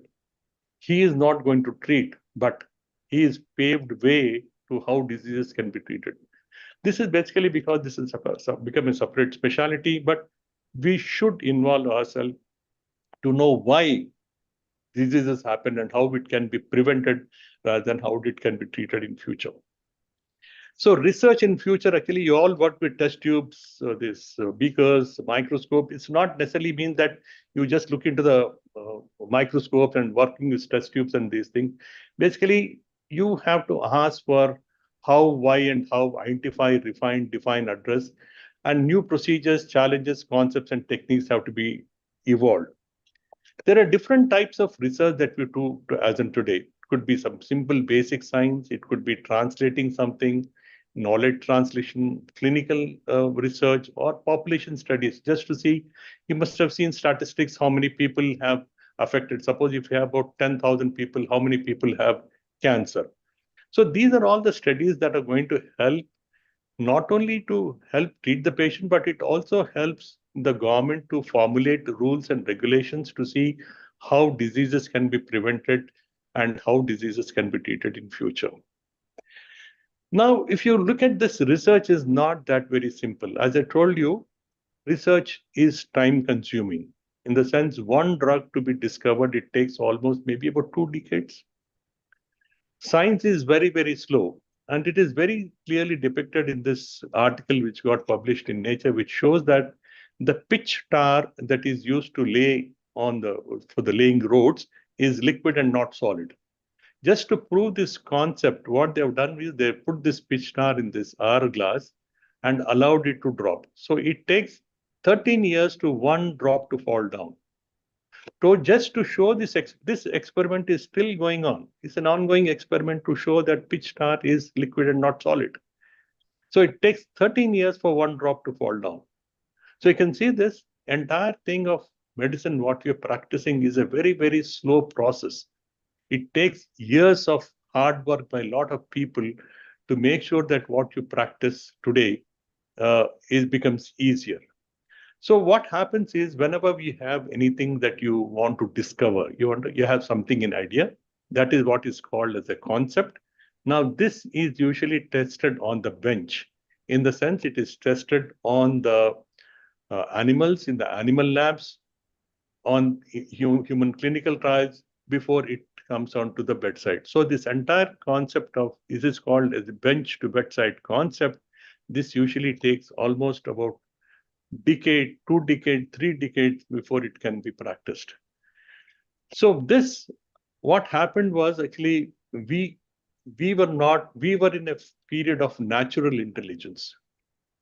Now you are in a period of artificial intelligence. Whether you like it or not, artificial intelligence has got into clinical practice everywhere. So basically what happens is in the days to come, natural intelligence is going to create artificial intelligence, which will be stronger than natural intelligence because natural intelligence is creating it. And you are bound to be in this era of artificial intelligence, which is going to dominate every single aspect of your life. Be it basic science, be it translational science, be it research, whatever it is, be it be a clinical practice, AI is going to be a big dominating factor. I'll show you what we have done actually as basic research when we were only based on natural intelligence, what we can do. Actually, Arvind, who is here, has been following us for quite some time. Now, these are something like the stents that are available. Actually, you must have seen some of your grandparents would have had some stents put into the heart. So there are different types or similar types of stents. Actually, we put it into the gastrointestinal system also for various diseases actually. So these are some of these stents that are used actually.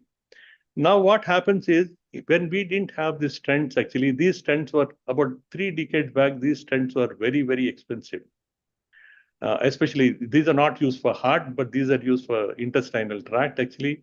So when these stents were not available in India, we used to make our own stents from these plastic tubes that are available in the market. We used to create our own stents indigenously so that these things were used very, very effectively. And we also showed that these stents which are made can last long and can be compared to stents which are available across the globe. We also tested these stents in animals to make sure that these stents can be safely used in humans. We put these stents into the animals and then sacrifice them after about 6 to 8 weeks and see if there's any they are reacting in any way to these stents.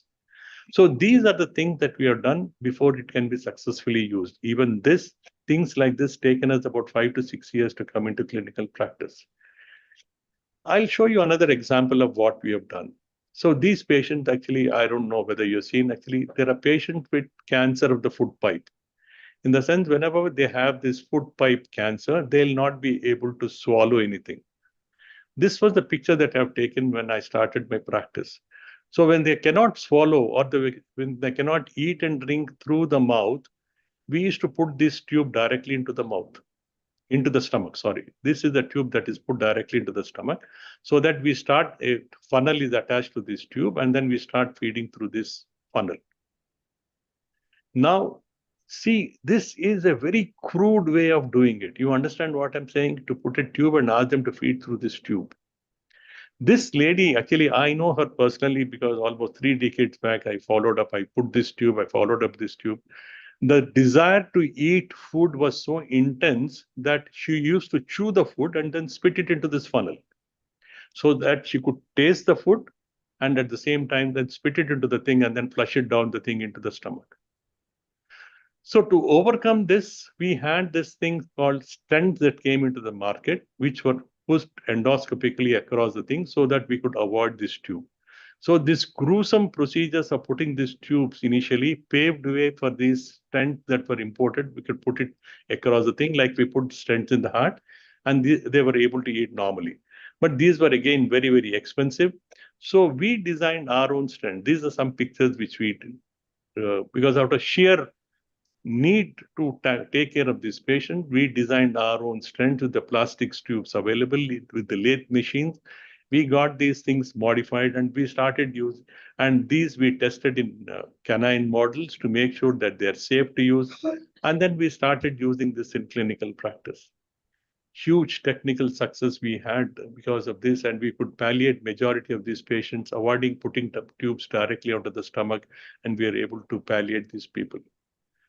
And again, if you look at actually some of you parents, grandparents would have got these surgeries done. Initially, we used to make these big incisions. Then we start making small incisions. That is called laparoscopic procedure now, or even robotic surgery. Then we make star incision. And obviously, if you see how surgery has evolved over the period of time, so in future, you're talking about surgery without a scar. Basically means you're not putting any scar on the abdomen. So basically, this is what, so when we asked about this question was posed to us, can surgery be done without a scar? This was the question that was posed to us actually. In 2003, a question was posed to me saying that you're doing an appendix operation or a gallbladder operation by cutting through the abdominal wall. Now, can you do it endoscopically? In the sense, can you go through the mouth and do this appendix operation? Beautiful question posed to me those days actually. So we got this idea from this movie. Some of you would have seen this movie wherein an alien gets into the body somehow, but this alien is removed from the body using sophisticated technology without making an incision. And basically, you can see this entire thing is done as an outpatient procedure. Now, inspired by this movie, we started doing this work on these chicken models those days. Those days, we did not have good access to the porcine models initially. So we just went into the chicken shop, brought these chicken, studied them, their anatomy thoroughly, like what you're going to learn in the human anatomy. Like you dissected the frog and the earthworm, we dissected the chickens completely and understood their digestive system completely. And subsequently, what we did was, did this procedures on the chicken models. We anesthetized the chicken. We put in endotracheal tubes. Then we used this endoscope to pass into the thing. Then I made a hole in the stomach here, got into the thing, and then did a biopsy from this, the liver of the chicken, and then subsequently removed the gallbladder, and then successfully removed the thing. And at the end of the procedure, this animal survived. So we did this procedure just to show that, because these procedures were not done. So somebody wanted us to show how it can be done. So we made sure that this is how we showed that this can be done in models. So it can be done, safely done, provided you take all the precautions. And subsequently, we had the same issues actually. So we had, subsequently, we had to, because people did not accept this, then we had to do same procedures on the porcine models. So whatever we thought surgery without incisions. So we went through the mouth and it started doing all these procedures like what you've seen, removed part of the intestine, removed gallbladders, removed part of the livers. All these were done to show that this is a proof of concept that it can be done in models. And this led to the first ever thing that we have done way back in 2003. So this endoscope, we took it through the mouth, made a hole in the stomach here, and got into the thing here, and then subsequently did this procedure. Again, this is the appendix here, this is the gallbladder here. Some of your relatives would have had this surgery done, appendix operation or a gallbladder operation. It is usually done through some holes on the abdominal wall, but here you're going through the mouth. So at the end of the procedure, what happens is you get this specimen, not out of this thing, you get it out to the mouth. So you can see this is brought out to the mouth of the patient. So this patient will not have any incisions on the abdominal wall and the recovery is very, very fast. And this, when we did in 2003, got covered in Time magazine, saying that it is one of the ideas that is going to change the entire concept, how it is going to be practiced.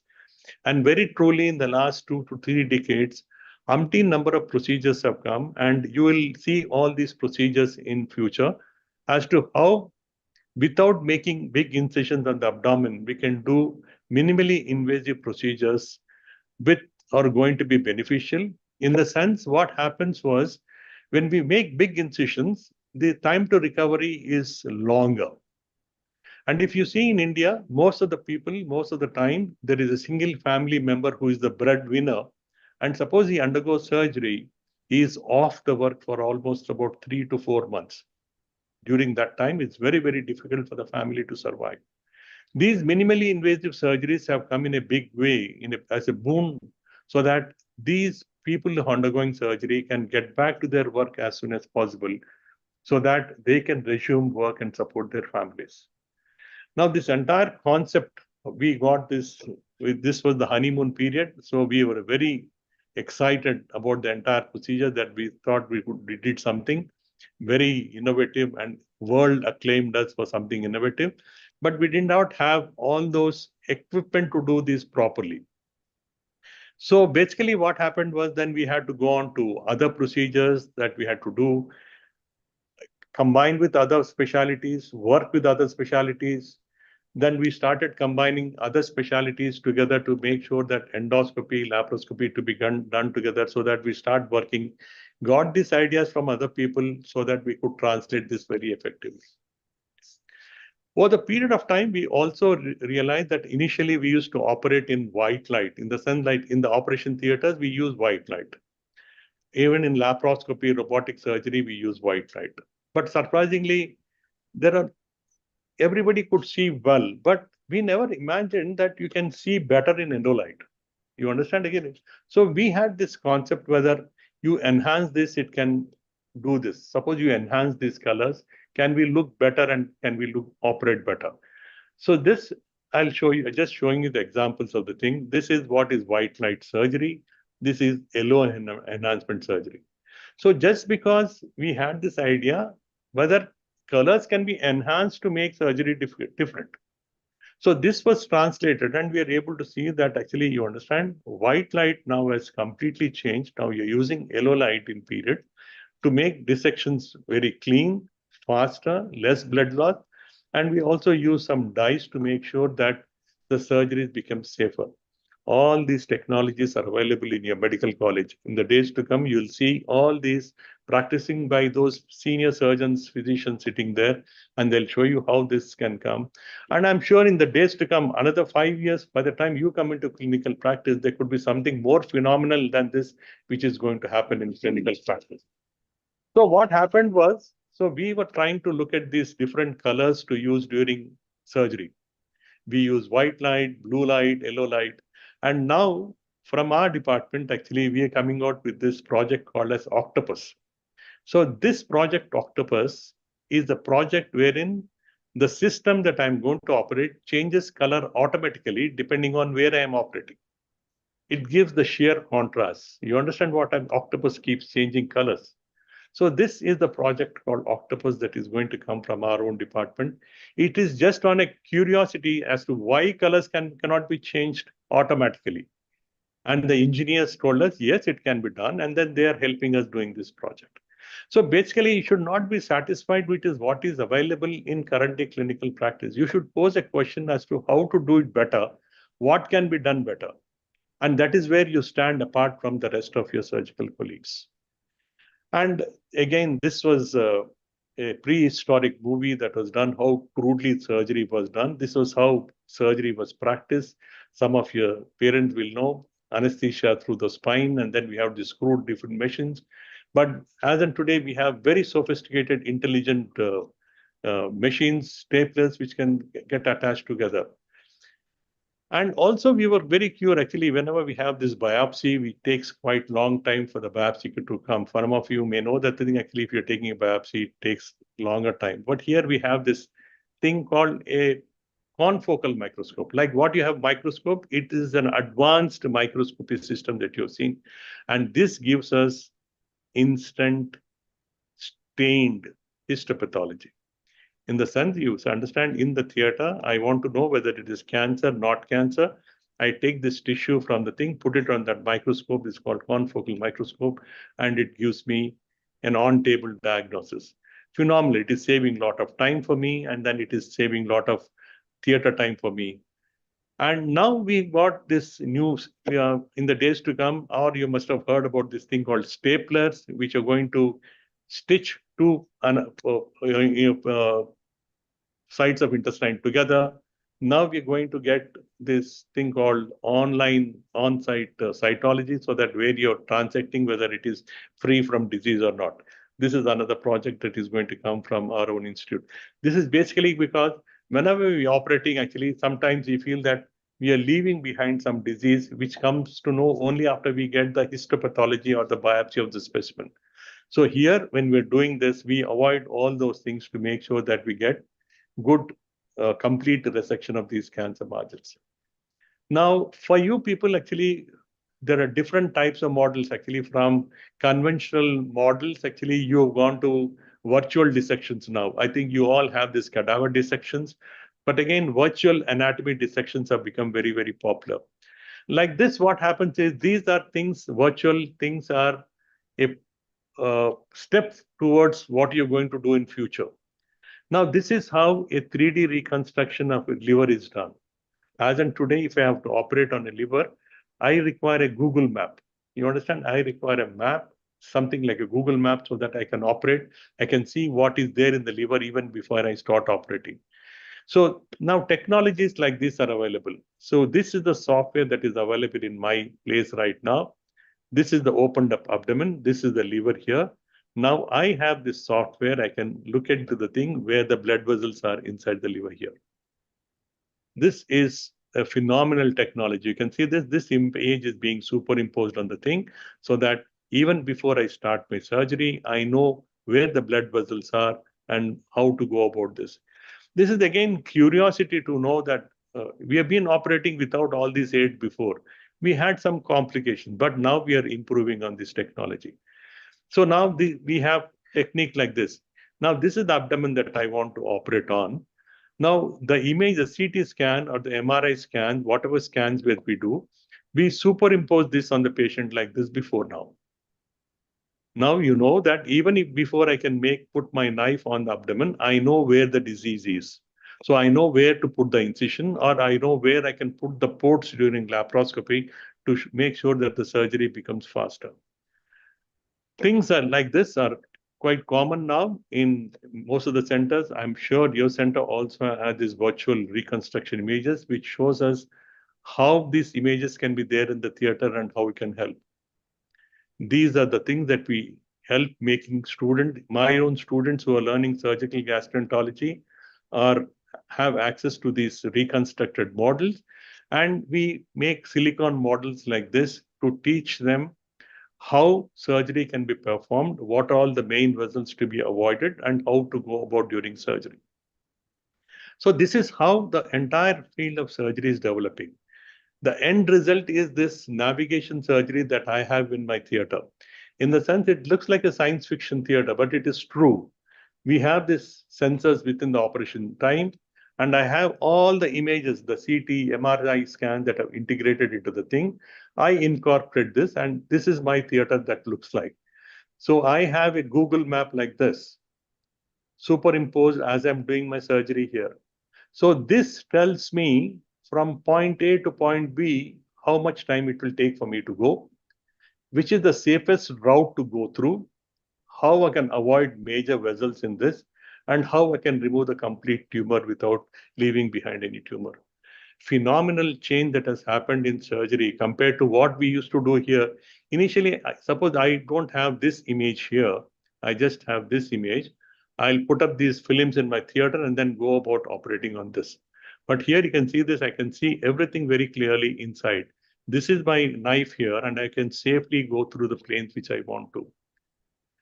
This is how surgery is advancing, basically because you are asking questions. I'm sure it is going to be totally different by the time you come into clinical practice. As of today, I feel that this is the biggest advancement that has come, but I'm sure in the days to come, it's going to be more impressive. The other thing that you have to remember is that people keep talking about robotic surgery. Please, as in today, the robo does not do the surgery. Please, this is a misconception. All it does is it aids surgeon. So the equipment currently has some limitations, laparoscopic equipment. So this is one over the laparoscopic equipment wherein you can turn the instrument like your wrist inside the abdomen so that the procedures can be done. So as in today, it aids surgeons. Now, what is going to happen in future? So I know some of you parents, somebody would have undergone a gallbladder surgery or an appendix surgery. So whenever they do this surgery, what happens is the junior surgeon shows the thing on the camera. The surgeon recognizes the disease part. He decides what to do, and then he moves forward. You understand? These are the 4 basic steps of a surgeon. Somebody has to show, and then he recognizes the disease, decides what to do, and then moves forward. Now, artificial intelligence is coming into way to all these things in the sense it can automatically show, it automatically recognizes, it automatically moves. So the end result of this is that a lot of data has been shown that actually now this is the result of this entire concept. Now, for the first ever time, this was shown in an animal experiment model. It has not come into clinical practice because I told you everything that you want to do on humans has to be tested on animals first. So first ever time, now this computer was programmed initially in the sense the surgeon performed the surgery on the system first, not on the animal. Once he was satisfied that the procedure was done very safely without any problem, then he let go the computer do the procedure. Phenomenal concept actually, and this is what is going to translate all the errors that we talk about during surgical medical practice. It is likely that can be avoided. By the time you people come into clinical practice, this is going to be the standard of practice in future. So you will say, historically, Dr. G.V. Rao told us 15 years back, this is history. This is a reality right now. Likewise, we talk about, I'm just show you what we do as in today with the limited resources that we have. See, there are a lot of diabetic patients across the thing actually. There are umpteen number of drugs are given for these patients. One of the treatment modalities is to do islet cell transplantation. Islets are the ones which give that insulin to the thing, and whenever a person is deficient in insulin, they develop diabetes. One of the modalities of treatment of diabetes is to do a pancreas transplantation or to give these islets to these patients.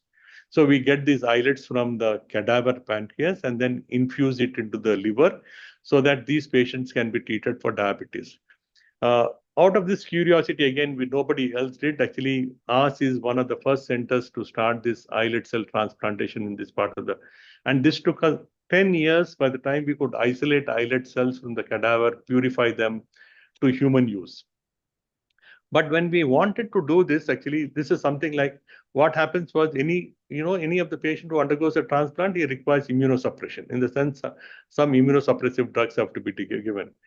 So we raised a question with our basic scientists in our brainstorming session. can transplantation, any transplantation, be done without putting these patients on lifelong immunosuppression drugs? Now, this idea I got from this movie called Iron Man, wherein this person has got a bioartificial heart. You understand? A metallic heart is put into the thing and is pumping into the thing continuously. So we asked the same question to our basic scientists, whether we can do the same thing for pancreas or the islet cells. Now, they beautifully came up with this idea. This is called a therasite. This is the size of a SIM card. Now, this allows only nutrients to go through, but not the immune cells which cause the rejection. So we told about this project. The government of India approved this project. And then they said, yes, you can test this on animals. So we tested this on monkeys and showed them that all of them survived. So what is going to happen in future, in the days to come, once the government of India approves it? So the therasites, I mean the islet cells, which are grown either from the cadavers or grown in the labs, they are loaded into this device called therasite, which is of a SIM card. And this is put under the skin here. Once this is put under the skin here, this automatically controls the diabetic status without medications and without insulin. So this is likely to come, this is almost, it has taken us about 20 years to come to this stage. And we are hoping that this translation will happen in the next few years to come. And we keep asking, actually, we keep operating on a lot of diseases in the food pipe, like I showed you the food pipe cancer earlier. Now, we remove this food pipe during operation because it's a diseased organ, we remove the diseased organ. So the question that was asked was actually, again, we're asking our basic scientists, can you grow esophagus in your lab? Like this thing, what is grown in these science fiction movies. And they have told us, yes. So we are working with our basic scientists here.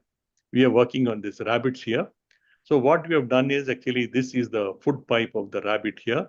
We removed a part of the food pipe of this rabbit here. You understand? And then we got this stem cells grown in our lab here. And then we removed this part of the thing. And then what happened was subsequently we put these stem cells grown in the lab in the defective part of this thing here. And to our surprise, we are able to grow a centimeter of food pipe in our labs in these rabbit models. Phenomenal thing, actually, we feel we are very proud to say that, I mean, we are trying to grow bigger segments of food pipe in our labs so that this can be used in small children who are born with food pipe atresia. In the sense, there are some children who are born with blocked food pipes at birth, and they'll not be able to eat, drink. So this actually, the government of India has also approved this. So for the first ever time, we're going to take this esophagus piece that is grown in the lab to treat these children who are born with these blocked food pipes in future. Again, you must have seen a lot of your anybody relatives who have undergone surgery. They have big scars on the abdomen. Then can these scars be avoided? Then we have done work on this mice experiment to show that yes, it can be done. And there's some drugs which are going to come into market, which are going to change the concept, and then maybe the scars can be avoided. So as in today, both the clinicians and the basic scientists are working differently. I mean, we don't, in most places, in your medical college, you're fortunate that you have PhD students there. But most of the places, they don't have any PhD students, and everybody works differently. They're differing totally differently. So what we want is basically the clinician scientists, basically you work with those people right from the day one. You ask your teachers, you talk to your principal, he'll be able to take you to the basic science labs to tell you. And basically the time space, you understand, there is a thing called space in your time, in your entire career. You have your time that has to be divided very well with your parents, your family, your profession, your entertainment. All this is called the time space with which you have to divide yourself. And you have to have some space for the research. It is something like, you understand, actually screen space. Suppose these two people want to share screen space. It's a big thing in cinemas. You understand as to who is sharing the screen space with whom. So this screen space is very, very important. And you have your time space, which you have to divide yourself. I'm not saying you should not enjoy your life. You should enjoy your life. divide your time so that you have to think beyond what you can do. So because if you see, actually your parents, your grandparents have personal physicians, and but none of us have got personal scientists. The future is all going to be, the doctor is out. He's going to be a new scientist who is going to be a clinician scientist, who is going to decide what is going to happen, what is going to prevent it, and how it can be treated. So many things happening actually which you are not aware, right? Right from how diseases can be treated in the womb by gene manipulation or genetic manipulation. So you have to work very closely with industry. Artificial intelligence is going to come in a big way.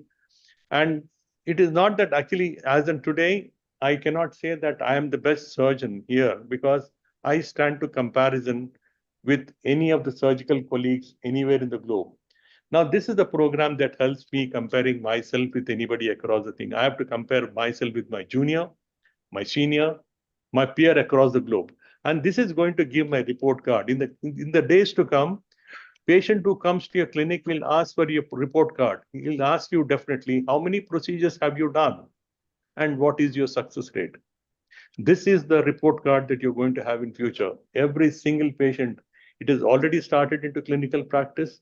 It is no more about that total faith in the doctors. They're going to ask you so many questions. They're going to ask your report card, your credentials to practice.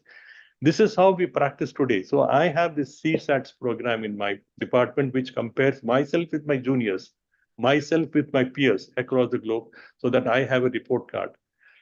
So this is artificial intelligence is part and parcel. Actually, some of you would have seen science fiction movies, and most of the science fiction movies are turning into reality today. I think in the days to come, this is what is going to come. This is the science fiction movie that was shown to show that how diseases can be cured in future. Have a child with lymphoblastic leukemia, put the child on the machine, it diagnoses, it re-atomizes the whole thing.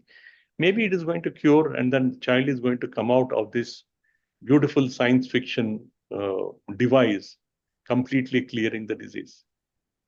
Things like this are happening in clinical medicine. It is no more a science fiction, it is going to become a reality. But the artificial intelligence that you're going to depend on, it is not going to substitute human clinical reasoning, please. As we are talking about this artificial intelligence, now we have something, a parallel thing that is coming up. I don't know, some of you would have seen this. Actually, your intelligence is based on the processing speed. So if you have some extra this thing inserted into your brain, the processing speed could increase and you could become more intelligent than what you are. This people thought was an absurd idea, but if you see, following this very carefully, Elon Musk had made this possible. He got this chip put onto a patient who was totally paraplegic. And this paraplegic patient is able to move now basically because of the stimulants that you're having. So what was shown in science fiction movies is becoming a reality. So keep a watch on what is happening across you to make sure that you know what is happening across the thing, and then make sure that you take this into clinical practice. I'll finally end by this showing a couple of slides. Gastrosciences is the specialty of gastroenterology. In the sense that we have a clinician, you understand a gastroenterologist, you have a radiologist, you have a surgeon, you have basic scientists. All these people were working differently. And we are working, you have to work, our own engineering specialties also have this AI, they are working on it. Unless and until we work very closely with other departments, we cannot be successful. We cannot, I mean, you will be successful as a clinician, but you will not be able to invent something new. Now it is something like this, actually. 2 decades back, we had this movies called Iron Man, Captain America, Thor, Hulk, Black Widow. Now each of them had own signature technique. You understand? Each of them had their own individual technique to fight. But all of them had their own limitations. And the acceptance has become lower. And now Marvel has come with new movies. You understand? Where they put everybody together. They're called Avengers now. So you cannot work alone tomorrow. You have to work with your counterparts, the other specialities. The specialty that you're going to practice is not just your specialty. You have to practice with so many people together to make sure that the patient gets the maximum benefit. And you work together so that you create ideas to find out whys to many of these questions. And I hope I'll come back and see you 10 years later when you finish your graduation, post-graduation, and maybe you will have something to tell me. By that time, I would have retired. By that time, you can tell me what you have done in clinical practice. I wish all the students a very bright future here. The teachers who are taking care of them, please follow your teachers. They are the people who are going to guide you. The parents who are going to support you for the rest of the life. Don't forget your alma mater. Don't forget your teachers. Don't forget your parents. Thank you so much once again.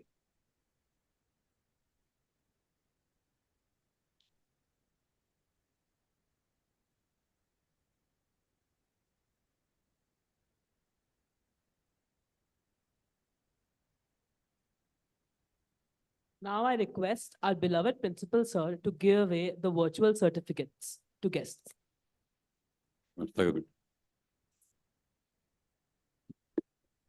Please sit down. So this is the gesture, my young budding scientist and the parents who have undergone surgeries, they know what they have missed when they underwent surgeries. So it's a great honor for us to have one of the eminent gastroenterologists of the world, not only AIG and Hyderabad, eminent gastrologist of the world. I have seen him very closely. The greatest thing he possesses is very humble, humility, the best of the best skills he possesses.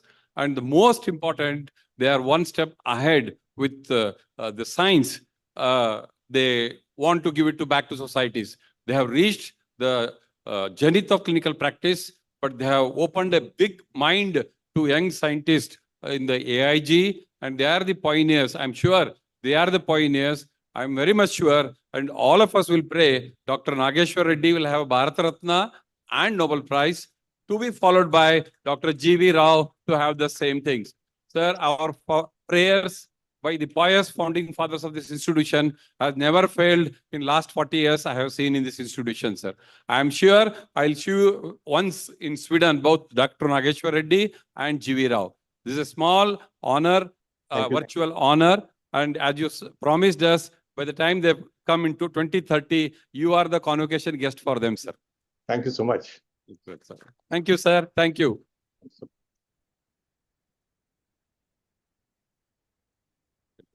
Thank you so much, sir, for your enlightening words. We are truly grateful for your presence here, and your words will surely inspire us to strive for excellence and make a positive impact in this field. Now, for a small announcement from our IT department to the students, please follow our social media handle on Instagram under the name @BLDE.du to stay updated on upcoming events. It is shared already in the parents group. As we continue with today's program, it is very important to recognize a group of individuals who play a crucial role in the success of every student, their parents. Yes, indeed. Behind every achiever is a strong support system. And today we have the opportunity to hear from some of the very proud parents who have stood by their children through thick and thin.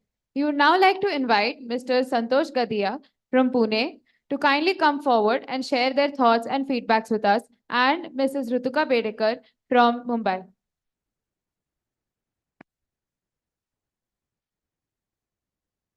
Please give them a big round of applause.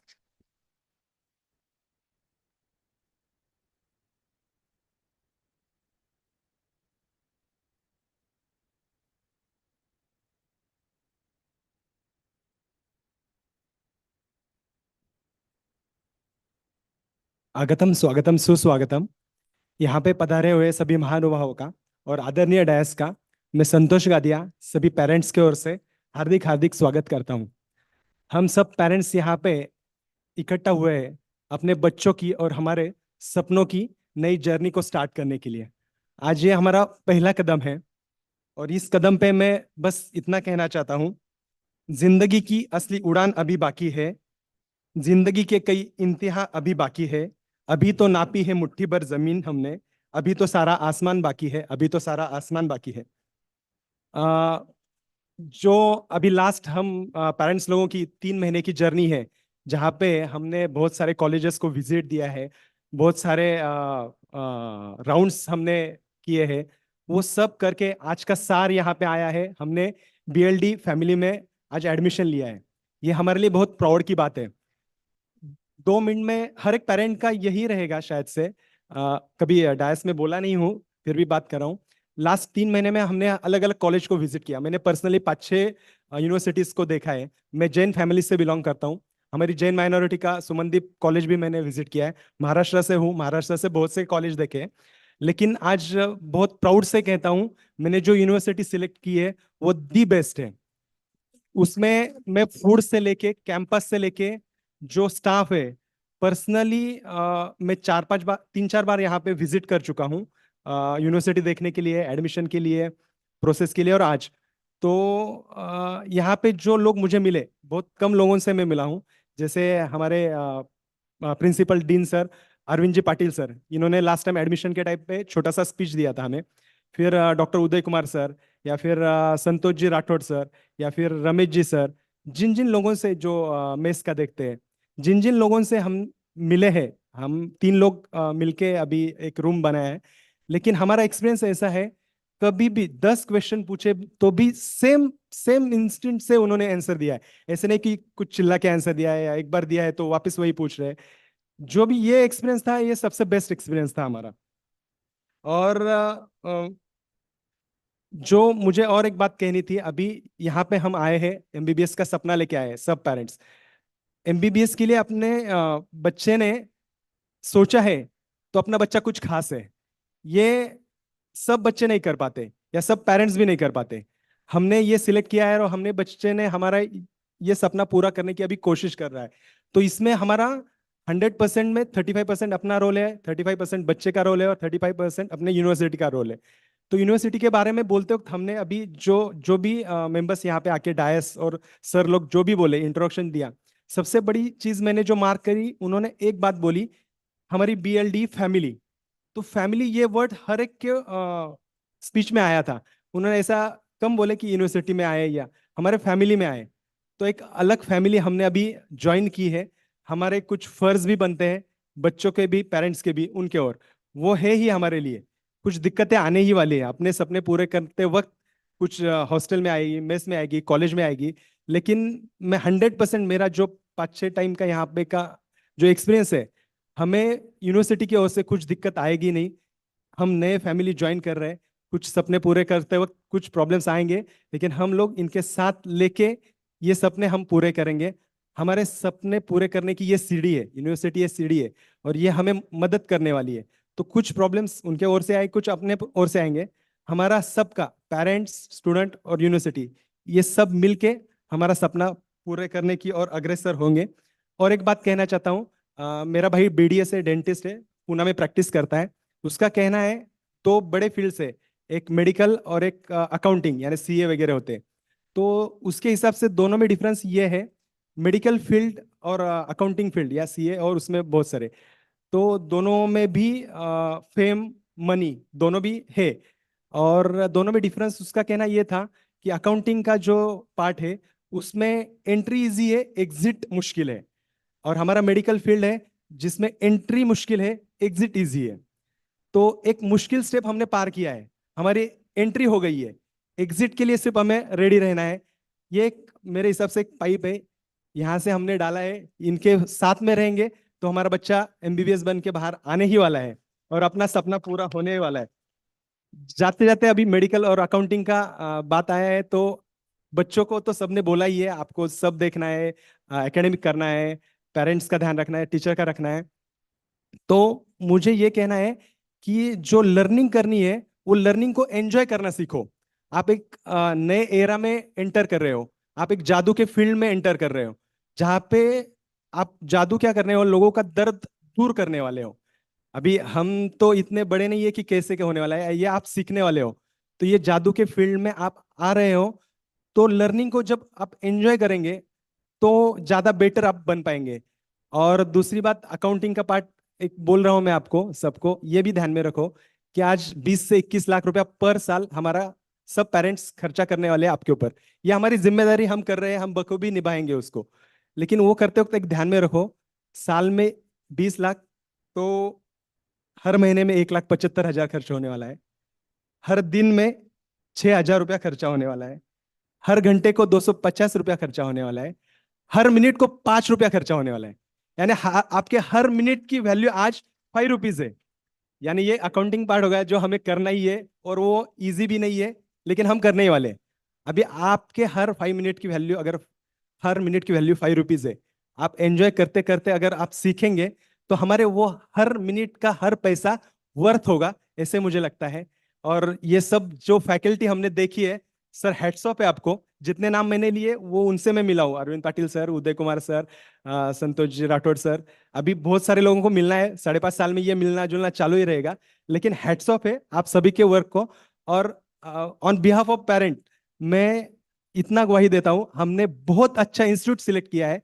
इनका BLDE इनका full form है Bijapur Lingayat district education, ऐसे उनका ये है। लेकिन मुझे लगता है कि इसका best learning in dream educational university, ऐसा मेरे से मैंने इसका फुल फॉर्म बना दिया है। तो थैंक यू सो मच। अभी फीलिंग्स जितना वर्ड्स में नहीं बोल सकता हूँ, लेकिन जितना लगा उतना छोटे से शब्दों में मैंने फीलिंग्स महसूस करने की कोशिश, आपको दिलाने की कोशिश की। कुछ गलती हो गई हो तो सॉरी और थैंक यू। और हमें इनका साथ निभाना है अपने सपने पूरे करने के लिए। तो ये सीढ़ी है, उसके ऊपर चढ़ के हमें जाना है। Thank you so much.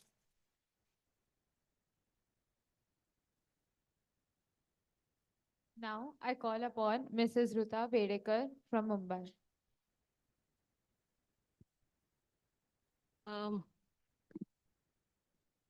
Good afternoon, everybody. Good afternoon, sir, and respected madam and sir on the dais, and also all the teachers, staff who are here. Mr. Jain has wonderfully shared all the accounting part and the funnel technique, and so all MBA fundamentals they have already shared over here.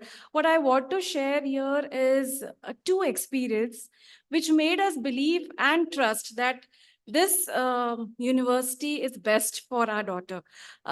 We are from Thane. We have our daughter who is joined the BLD college. We were late when we came for the admission. It was 28 and we came on 31st or 30th to take the admission. And we didn't happen to meet any of the parents, but I could understand the way the staff has kept us warm, made us feel welcome, and also showed the entire premises. It was like a very nice feeling that we were having, and we could say that, yes, this is the right institute. Later on, we got an opportunity to meet sir. And sir, when the college which you have done your education, my father, he is from the same college. He is an MBBS doctor. The sir said and asked to my daughter is, Simran, what are you going to be after you complete your MBBS? So Simran, being a new student, sir, I want to be this, that, and that. He said, no, this is what I'm expecting. So when you cross the street of Thane, you will come across many doctors who are walking. While you are walking, you will see a lot of doctors. So you should aim to be a doctor who will, the patient who comes to that doctor, who will cure that patient, who none of these doctors have been able to cure upon. This was a very, very comforting statement, sir. Thank you very much.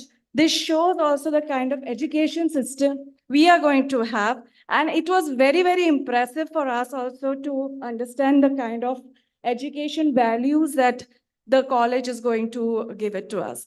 Secondly, we have not visited the college so much. This is the second visit that is happening. And the hostel arrangement, we were little worried about the hostels. And because the daughters have never stayed in the hostel premises, which is accommodation of 3 people and so. But the way the staff, the hostel wardens, and the way the ground staff, your ground staff has made us comfortable, showed us the room. It was amazing. So I agree, I vouch the other parents would also be saying the same thing. Yes, there are some amenities that we are working upon, but it is benefit for the students also, which is happening. So I'm glad, and I'm sure all other parents would agree on it, that we are glad to have our kids placed at BLDE. Also the kind of professors and the intensive numbers of professors in every division was immense. That shows that child will never be worried about or can be not confused with any of the subject. They will have surely the answer. So what else a parent would want from a college? Healthy, also good education. That is what we are looking for. As a parent, we always will be there. And as sir said that day during our induction, we will be there. We'll be visiting as a parent, we'll be visiting the kids to give them moral support. And thank you very much. Congratulations to the all parents. बच्चों को तो हम कर ही रहे हैं, but congratulations to all the parents who have successfully placed the children in this college. Thank you very much.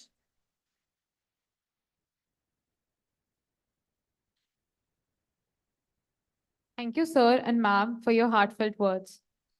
We are now approaching a significant moment in our program, the presidential remark. It is our great honor to invite Dr. Arvind Patil, sir, whose leadership and vision have been instrumental in driving our institution forward. We are truly privileged to have with us Dr. Arvind Patil, sir, our very own and beloved principal, sir, who has always been a pillar of support and strength in our journey here at BLD. Sir's contributions have left a lasting impact, and we are fortunate to have him here. So without further ado, we now invite Dr. Arvind Patil, sir, to deliver the presidential remarks. Thank you. Guru Brahma, Guru Vishnu, Guru Devo Maheshwara, Guru Sakshat Parabrahma, Tasmai Sri Guruve Namaha. I stand before you on a very, very special occasion with the blessings of my parents and my teachers and my colleagues here. Many of you have understood the uniqueness, but I would be showing you some of the uniqueness what you have been admitted for in this institution. You will never be defeated. There could be a small differences, but I'm sure I will take the responsibility, lead from the front. What are the parents' aspiration? What are the global needs for a healthcare professional? We'll all stand by, abide, including my leader, Dr. M.B. Patil, the chancellor of this university. He has the same vision. Give a qualitative education, make them proud citizens of this country. And since the healthcare delivery is becoming a global with the advent of robots and other procedures, so that is the passion what our President, Dr. M.B. Patil possesses. He has sent greetings to all the parents and he has asked me to welcome them and take the responsibility and lead from the front to make them the best healthcare professional. Very few uniqueness I would like to tell here. The first uniqueness is the pious founding father of this institution. There could be many institutions where the great leaders, religious leaders, social reformers, and the other members who have institutional vision with family background or anything. But there's a very uniqueness is founded by Dr. Phaggu Alkatti, a philosopher, a saint, a great laureate. He did not have a shirt to wear on the convocation. He put a patch of graft and he went to convocation. That is the way this institution has been brought. Followed by him, Sri Bantnala Swamiji, who was a social reformer. He went door to door and brought lot of grains. Those days there was no money. Grains, the stones, the other things, contribution from the society, and built this pious institution. Then a visionary leader, Shri B.M. Patil, who had visualized himself, I have achieved everything in my life. Now I want to see the next generation having the best of the best education. With his vision, this college seed was sown, and with the very humble background, and they pledged their own property to get the permissions. This is the philosophy of this institution. The present chancellor, our industrial minister of this government of Karnataka, he has the vision much beyond the founding fathers because he has seen the world much bigger way. He wants this institution to be of a different nature, not money-making institutions. That's why today I stand and tell you his version. He tells principal, you may be doing wonderful job. Your job is to bring it to 11 lakh fees. Then you talk to me. Don't tell I have operated 1,000 patients. Can we give education at 20 lakhs? How many parents can afford? And whenever you ask, other colleges are collecting small this and that. He said, don't corrupt our minds. Try to bring at 11 lakh. This is the feeling of our president. So this institution will never collect anything which is not belongs to institution. You will realize over 5.5 years. So this is the uniqueness of my founding fathers and today a leader, Dr. M.B. Patil. Coming to the uniqueness is, you are one of the top 50 college. 3 years back, we were 50th college. We are floating around 51, 52. We are striving hard to get into 50. I'm sure next year we will be 50. That I'll assure you. So this is the uniqueness of this college. You are on the top 50 medical college of India in a remote place, that you understand. That means if this same college was in Bangalore and Delhi, it could have been the same like AIMS. Our vision also is to have like AIMS, because as a surgeon, we started our journey. My teacher used to tell, big surgeon make big incision. Now we have started realizing big surgeon make no incision. So the same philosophy we are trying to adopt. And Dr. G.V. Rao also said, the days to come, Aja, Aja, Agaya gallbladder. So days are not far off. So you should not be telling anatomy, I have to read so much, I have to read biochemistry so much, I have to read anything. So you will have to visualize what Dr. G.V. Rao said. So how you breathe, read anatomy, read physiology. That is a normal stand. How you eat, that's how you read biochemistry. You should never pose a problem. I am depressed, I'm tired, I'm stressed. No, you should be taking the responsibility. Reading subjects is a very, very small phenomenal thing. Your journey has to begin with something innovative. You will not be respected in this society unless you are something innovative. That means you may be doing thousands of cardiac surgeries. Yes, you have a small place in the society, but you are avoiding cardiac surgery. You have got a big place in society. So that is the uniqueness you must be promoting. And this is the only medical college in India which has been promoted. And we have got a center recognized by Department of Science and Technology. We have been funded 3.5 crores to start startups for the students. So you have got a plenty of opportunities to get the funds from this institution. Then institution also encourages by the faculties. I'm very much happy to tell a place in a remote place of Vijayapura, which many people have not heard, and now after coming here, you are feeling what a wonderful college it is there. It is, if I tell it is exaggerated, not less than 10 ICMR projects get recognized by the students. This is because my effort of my faculties. I'm very lucky that I have wonderful faculties who takes a pride in encouraging the students, who takes a lot of responsibility, understand the value of parents' investment. That's where the seed is sown from the Department of Anatomy, Physiology, and Biochemistry. Similarly, it is taken to the next level in 2nd and 3rd year with a good clinical setup led by Dr. Rajesh Vanutige, a medical superintendent with a lot of passion. So now we are moving, we moved from 800 to today, we are moving to 1400. Yesterday, hospital attendance is, OPD attendance is 1400. We started journey with 300, our IPD attendance is 600 today. And most important, rarest of the rarest surgeries are being done in Vijayapura. The transplants, 5th transplant is going to take place next week. We are planning for liver transplant. I'm very happy to say that in a less than 1 year, one of our cardiac surgeon has done 200 cardiac operations in a place called Vijayapura. The other uniqueness is university is supporting day and night for the welfare of every humankind of this. Yesterday, my chancellor gave nearly 12 lakhs non-BLDNs.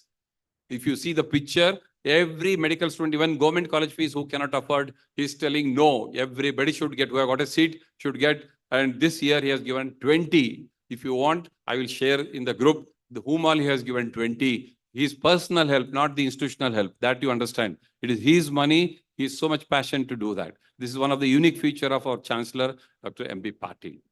Now coming to the role of parents, my request to you is, as our sir, this thing said, sir, as a giant food, I have a special food for her. She can register. She can have a special food for her. That will be served for all the 5.5 years, not only on a single day. I will assure you, we have got a good vendor who is very passionate to serve these students.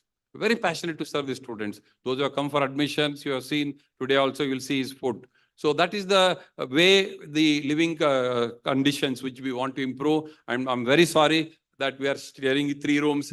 By the end of this year, not 24, this thing, we'll make it 2 sharing. that we have moved in the boys hostel. PGs are also single sharing or twin sharing. And with the support of the management, we are planning to share 2. And we are also looking for the attached bathroom for the existing rooms. So that also will happen by the end of 1.5 years. I'll assure you that living conditions will improve for the students because it's a long journey. And that's what we look for that. You know, my role of parents is there could be a small lapses. We are all human beings. We are not God or a robot. We are all human beings. There could be small lapses. You can text a mail in a proper way. You can criticize. I am ready to take any criticism because I'm meant to see that the students are placed comfortably. But put a mail, visit the institution on any working day, Monday to Friday. You don't need appointment of principal. 4:30, 4:45, it is your time on any day, Monday to Friday. You should visit. If you visit, then you will have a lot of benefits to reap. The happiness the child is giving you by performing well. There are small challenges. Student undergoes a small phase of a difficult time in his life for adoption of this requirement with the medical education or the expectation by the parents or expectation of the faculty. So he might be needing small needs. At that time, we'll all join hands with you, the faculty members, with you, bring him back to the mainstream that how he has bounced back. When we look at somebody at first MBBS, third MBBS, he was so much low, but now he's on top of the world. So that's the way which I look from the parents to visit. And like this time, very few from North India. Most of them are from Maharashtra. And this thing, just a small 200, 250 distance. Now it is well connected by road, rail, and shortly will be connected air. You cannot tell that I'm far away because you have invested huge money. In your house, you put 3 tijori locks, you keep your wealth in bank locker. Why do you go to bank then? Why don't you keep in your home? So similarly, your investment is in this institution. You have all the privilege to come and discuss with us, make the student proud.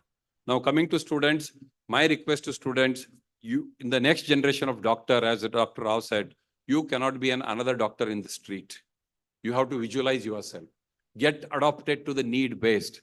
That means I'm not asking only to study. A good food which is served in the hostel, please have lunch hours. I see many students ordering Zomato and the lunch hours. When I'm in good mood, I stop and I share them. Sometimes I snatch also and give it to my ward boys or Aya. When I'm not good mood, I curse myself. Kya kar rahe pagal log. So then I move on. So that is the way I look forward. And my request to parents, you have invested so much, not more than 500 rupees. Very good quality of the mess is there. If they want, they will come to me. I will not ask for what they want it. You can assure. You can phone pay to me later.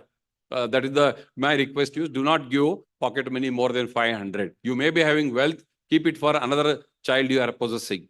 That is the way I look forward. The rest of the things, I will not speak now. At the end of convocation day, you will see my management, my university chancellor, vice chancellor, pro-chancellor, pro-vice chancellor, register, and all the faculties of the institution will fulfill your dreams. And if you are feeling something at the end of the first year, you have not felt it, please visit us. We'll see that it is fulfilled very early. With this, I wish and pray God, and I'm sure my founding father's blessings are with you. You cannot be another doctor. You have to be best doctor in the world. You have no choice because we are living in this world. You have no choice. When I say best doctor, because every facility is there with you in the institution. Every facilities you are able to see through the technology. So there is no excuse for not being the best. The last word I would like to tell, do not invest 30 lakhs and take 30 paisa depression drugs. Remove from your dictionary depression. Word called depression. We have got Anita, Teli, Nandini, very renowned, passionate teachers who can. I have removed from my the dictionary depression, but if no, they are removed. There is no question, no excuse for that. Impossible. All those have been removed. You also remove because your principal doesn't possess the dictionary. So I request you also to remove those things and lead a healthy life. Since that you are going to be a doctor, regularly practice sports, yoga, the other forms of medicine, and start thinking, no, I'm not going to be a doctor. I'm going to be a personalized doctor for every patient. That's the way I end my talk. And I thank all the HODs of this institution, in particular, Dr. Lata Mullur, Dr. Basaraj Devanavadgi, Dr. Ravi Bulgoda, and Dr. Sumangla. And I'm blessed to have a medical superintendent with me, and he's able to tolerate my speed, my aggressiveness. Today, parents have told you only the beautiful part of Arvind Patil. But in campus, you will see the other part of Arvind Patil when you do something wrong. Something wrong. Please do not do what is not expected by health professionals. That is only my request. And thank you and all the best. Thank you, sir, for your insightful and inspiring words. Your guidance and leadership continue to motivate us through our journey and to reach greater heights. Now, please note the following. Lunch has been arranged for all of the students and parents in the physiology quadrangle. Classes will commence tomorrow, 16th October. So students are requested to assemble in the anatomy gallery hall at 9 a.m. Books and kits will be issued in the anatomy department. All are requested to kindly collect. Parents, please fill the feedback forms that were provided earlier. Ladies and gentlemen, as we come to the conclusion of today's event, it is time to express our gratitude, and for that, we would like to invite Dr. Nilima Dongre Ma'am, Professor of Biochemistry, to convey the vote of thanks.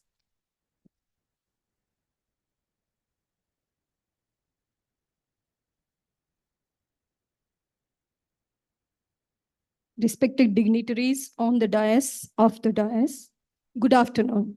I, Dr. Nilima, feel honored to express gratitude and greetings to everyone present here and making this event memorable. It is my proud privilege to express my heartfelt thanks to authorities of BLDE deemed to be university, Honorable Vice Chancellor Dr. M.B. Patil, sir, Pro Vice Chancellor Dr. Y.M. Jairaj, Honorable Vice Chancellor Dr. R.S. Mudhor, Honorable Vice Chancellor Dr. Arun Inamdar, Registrar Dr. R.V. Kulkarni, sir, Dean Faculty of Medicine, Dr. Tejaswini Vallabh, Dean Faculty of Allied Health Sciences, Dr. S.V. Patil, sir, Medical Superintendent, Vice Principal, and for their constant support and encouragement.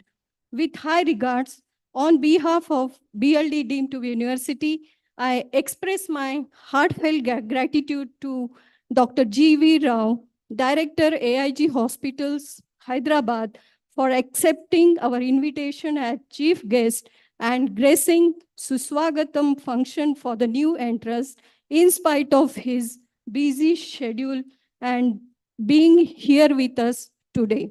Sir, your presence, though virtual, was truly inspirational, and your speech inculcated many vital vitamins for medical students to become successful future doctors and researchers. Sir, on behalf of BLD deemed to be university, please accept our gratitude greetings.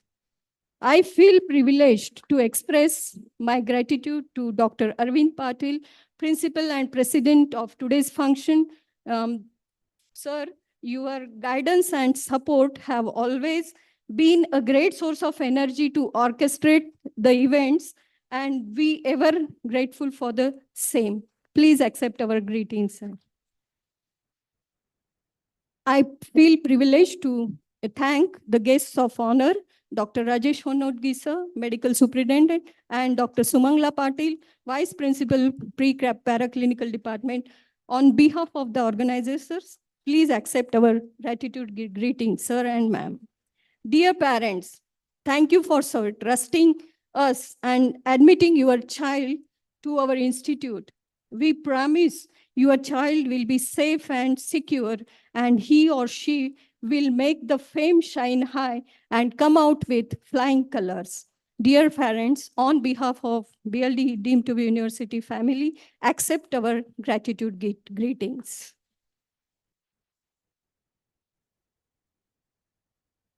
As any event does not happen overnight, and it requires proper planning, preparation, and execution. The wheels of this function, Suswagatham, had started rolling much in advance. My sincere appreciations and gratitude to the heads and all faculty members of preclinical departments for their active involvement for making this event a grand success.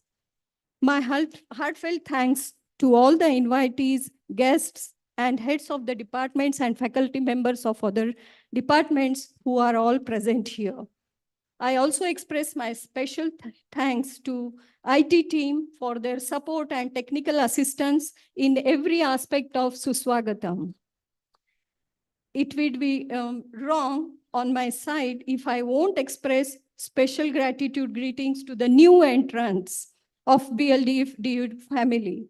Dear students, I am sure you will relish your academic journey to the fullest and you will bring prestigious laurels to your parents as well as the institution. Well, our best wishes are always there for your fruitful academic journey at BLD campus. Finally, I express my gratitude greetings to all members of library, student, volunteers from 2023 batch, all non-teaching staff members of the college, university, the housekeeping team, security personnel, caterers, and all those who have helped directly or indirectly for making this event a grand success. Thank you one and all. Thank you, ma'am, for the vote of thanks. And as we come towards the end of Suswagatham, we would like to conclude with a moment of respect and unity. So please rise and stand in attention for our national anthem.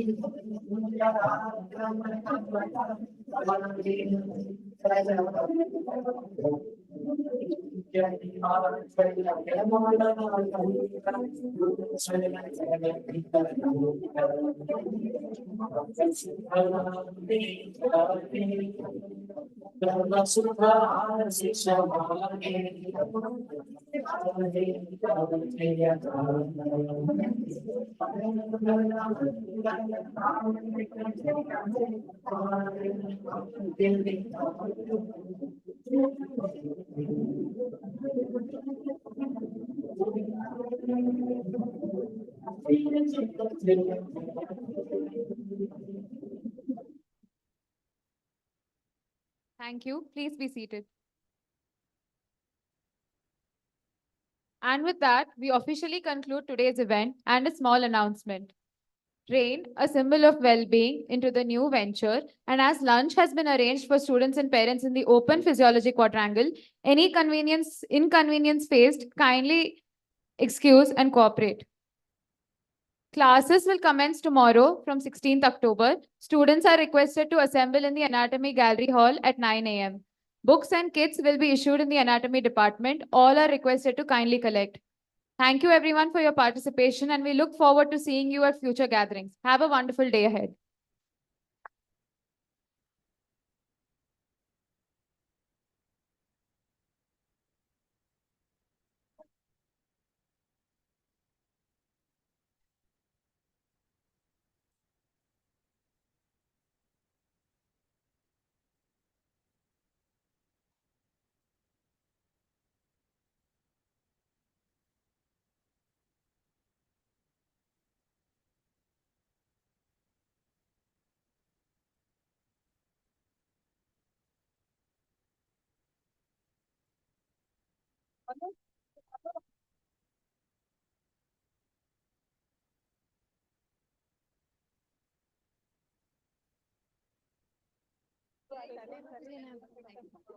Yes, ma'am.